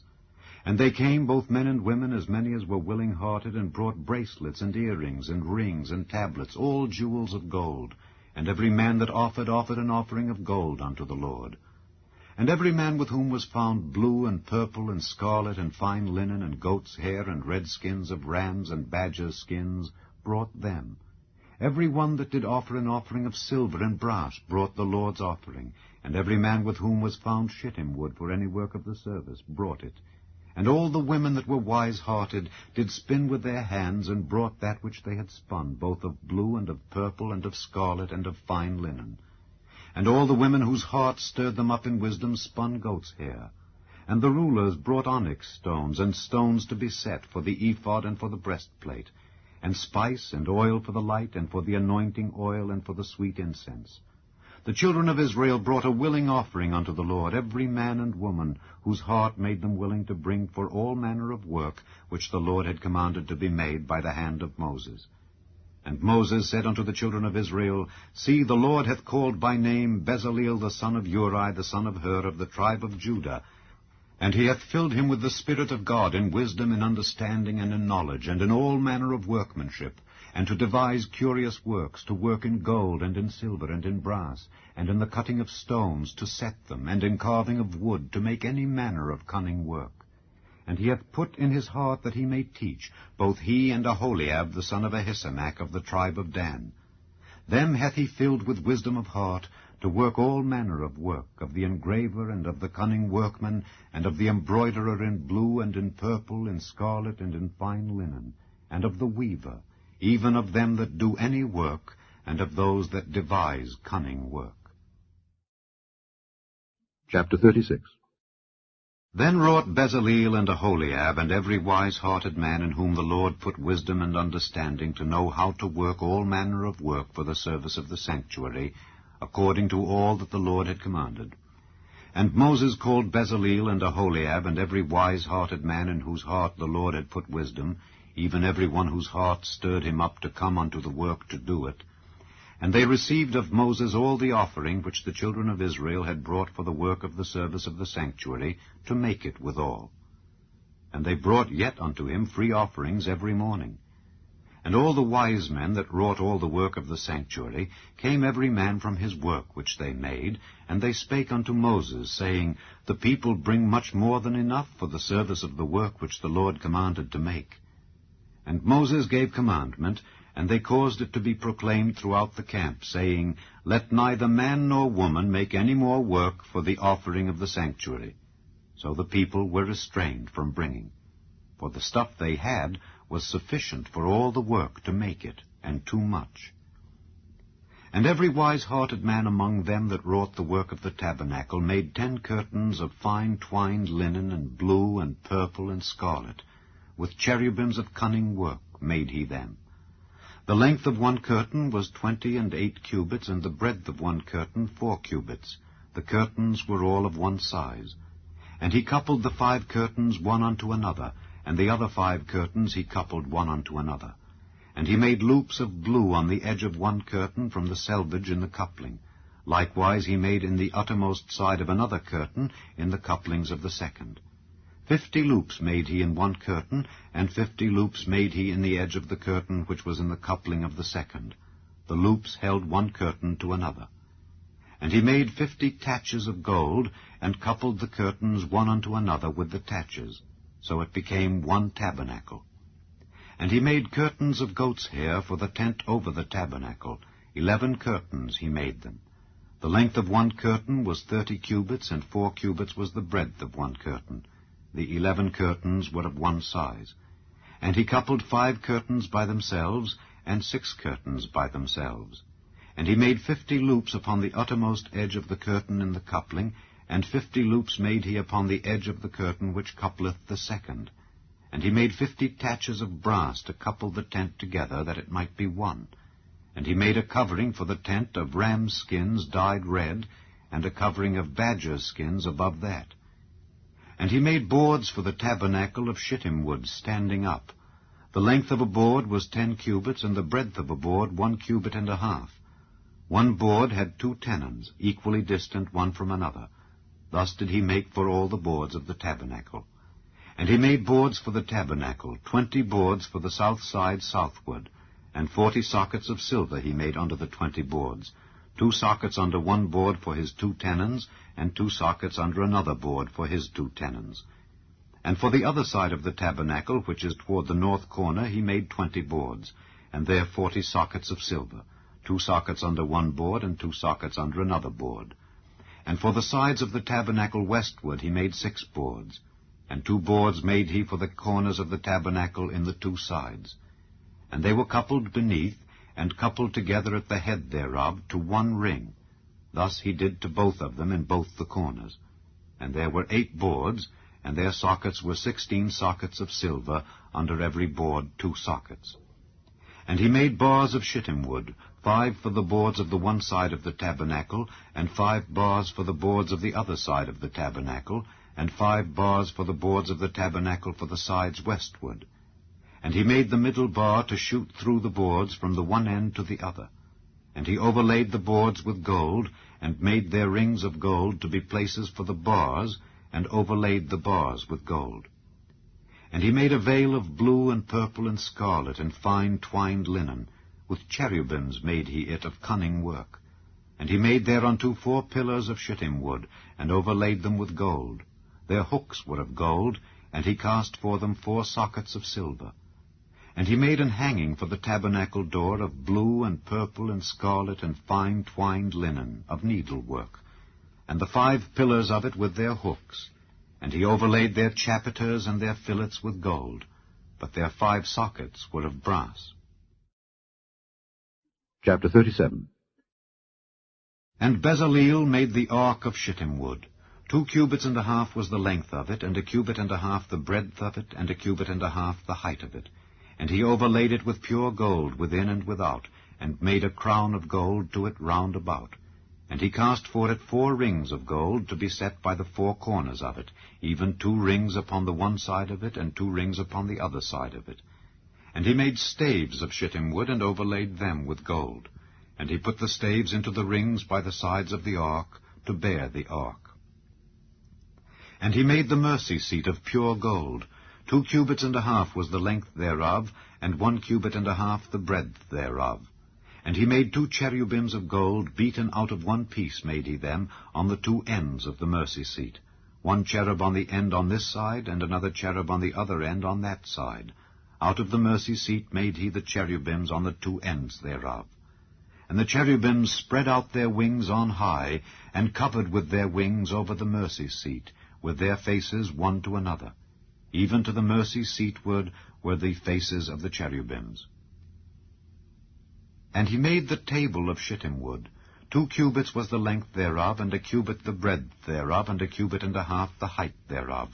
And he overlaid it with pure gold, and made thereunto a crown of gold round about. Also he made thereunto a border of an handbreadth round about, and made a crown of gold for the border thereof round about. And he cast for it 4 rings of gold, and put the rings upon the 4 corners that were in the 4 feet thereof. Over against the border were the rings, the places for the staves to bear the table. And he made the staves of shittim wood, and overlaid them with gold to bear the table. And he made the vessels which were upon the table, his dishes and his spoons and his bowls and his covers to cover withal, of pure gold. And he made the candlestick of pure gold. Of beaten work made he the candlestick. His shaft and his branch, his bowls, his knops, and his flowers were of the same. And 6 branches going out of the sides thereof, 3 branches of the candlestick out of the one side thereof, and 3 branches of the candlestick out of the other side thereof. 3 bowls made after the fashion of almonds in one branch, a knop and a flower, and 3 bowls made like almonds in another branch, a knop and a flower. so throughout the 6 branches going out of the candlestick. And in the candlestick were 4 bowls made like almonds, his knops and his flowers, and a knop under 2 branches of the same, and a knop under 2 branches of the same, and a knop under 2 branches of the same, according to the 6 branches going out of it. Their knops and their branches were of the same. All of it was one beaten work of pure gold. And he made his 7 lamps, and his snuffers, and his snuff dishes of pure gold. Of a talent of pure gold made he it, and all the vessels thereof. And he made the incense altar of shittim wood. The length of it was a cubit, and the breadth of it a cubit. It was 4 square, and 2 cubits was the height of it. The horns thereof were of the same. And he overlaid it with pure gold, both the top of it and the sides thereof round about, and the horns of it. Also he made unto it a crown of gold round about. And he made 2 rings of gold for it under the crown thereof, by the 2 corners of it, upon the 2 sides thereof, to be places for the staves to bear it withal.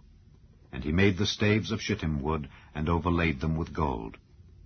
And he made the holy anointing oil, and the pure incense of sweet spices, according to the work of the apothecary. Chapter 38. And he made the altar of burnt offering of shittim wood. 5 cubits was the length thereof, and 5 cubits the breadth thereof. It was 4 square, and 3 cubits the height thereof. And he made the horns thereof on the 4 corners of it. The horns thereof were of the same, and he overlaid it with brass. And he made all the vessels of the altar, the pots, and the shovels, and the basins, and the flesh hooks, and the fire pans. All the vessels thereof made he of brass. And he made for the altar a brazen grate of network under the compass thereof beneath unto the midst of it. And he cast 4 rings for the 4 ends of the grate of brass to be places for the staves. And he made the staves of shittim wood, and overlaid them with brass. And he put the staves into the rings on the sides of the altar to bear it withal. He made the altar hollow with boards. And he made the laver of brass, and the foot of it of brass, of the looking glasses of the women assembling, which assembled at the door of the tabernacle of the congregation. And he made the court. On the south side southward the hangings of the court were of fine twined linen, 100 cubits. Their pillars were 20, and their brazen sockets 20. The hooks of the pillars and their fillets were of silver. And for the north side the hangings were 100 cubits, their pillars were 20, and their sockets of brass 20. The hooks of the pillars and their fillets of silver. And for the west side were hangings of 50 cubits, their pillars 10, and their sockets 10. The hooks of the pillars and their fillets of silver. And for the east side eastward 50 cubits. The hangings of the one side of the gate were 15 cubits, their pillars 3, and their sockets 3. And for the other side of the court gate, on this hand and that hand, were hangings of 15 cubits, their pillars 3, and their sockets 3. All the hangings of the court round about were of fine twined linen. And the sockets for the pillars were of brass, the hooks of the pillars and their fillets of silver, and the overlaying of their chapiters of silver, and all the pillars of the court were filleted with silver. And the hanging for the gate of the court was needlework of blue and purple and scarlet and fine twined linen, and 20 cubits was the length, and the height and the breadth was 5 cubits, answerable to the hangings of the court. And their pillars were 4, and their sockets of brass 4, their hooks of silver, and the overlaying of their chapiters and their fillets of silver. And all the pins of the tabernacle and of the court round about were of brass. This is the sum of the tabernacle, even of the tabernacle of testimony, as it was counted according to the commandment of Moses for the service of the Levites, by the hand of Ithamar, son to Aaron the priest. And Bezaleel the son of Uri, the son of Hur, of the tribe of Judah, made all that the Lord commanded Moses. And with him was Aholiab, son of Ahisamach, of the tribe of Dan, an engraver and a cunning workman, and an embroiderer in blue and in purple and in scarlet and fine linen. All the gold that was occupied for the work and all the work of the holy place, even the gold of the offering, was 29 talents, and 730 shekels after the shekel of the sanctuary. And the silver of them that were numbered of the congregation was 100 talents, and 1,760 shekels after the shekel of the sanctuary. A beka for every man, that is, half a shekel after the shekel of the sanctuary, for every one that went to be numbered from 20 years old and upward, for 600,000 and 3,550 men. And of the 100 talents of silver were cast the sockets of the sanctuary and the sockets of the veil, and 100 sockets of the 100 talents, a talent for a socket. And of the 1,775 shekels he made hooks for the pillars, and overlaid their chapiters, and filleted them. And the brass of the offering was 70 talents, and 2,400 shekels. And therewith he made the sockets to the door of the tabernacle of the congregation, and the brazen altar, and the brazen grate for it, and all the vessels of the altar, and the sockets of the court round about, and the sockets of the court gate, and all the pins of the tabernacle, and all the pins of the court round about. Chapter 39. And of the blue and purple and scarlet they made cloths of service to do service in the holy place, and made the holy garments for Aaron, as the Lord commanded Moses.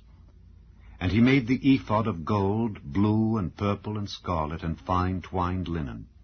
And they did beat the gold into thin plates, and cut it into wires, to work it in the blue, and in the purple, and in the scarlet, and in the fine linen, with cunning work.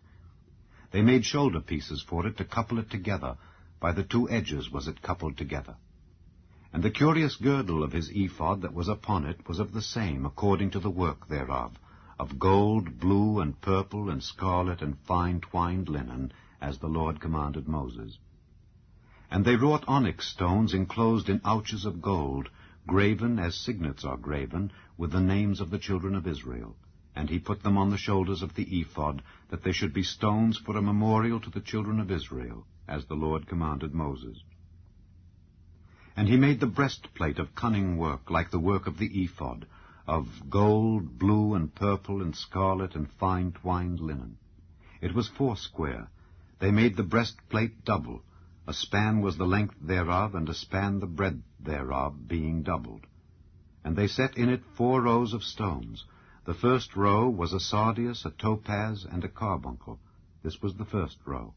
And the second row an emerald, a sapphire, and a diamond. And the third row a ligure, an agate, and an amethyst. And the fourth row a beryl, an onyx, and a jasper. They were enclosed in ouches of gold in their enclosings.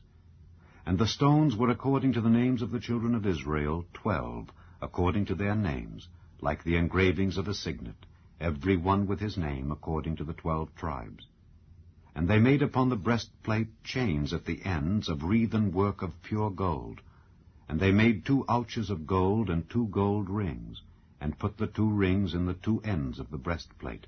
And they put the 2 wreathen chains of gold and the 2 rings on the ends of the breastplate. And the 2 ends of the 2 wreathen chains they fastened in the 2 ouches, and put them on the shoulder pieces of the ephod before it. And they made 2 rings of gold, and put them on the 2 ends of the breastplate upon the border of it, which was on the side of the ephod inward.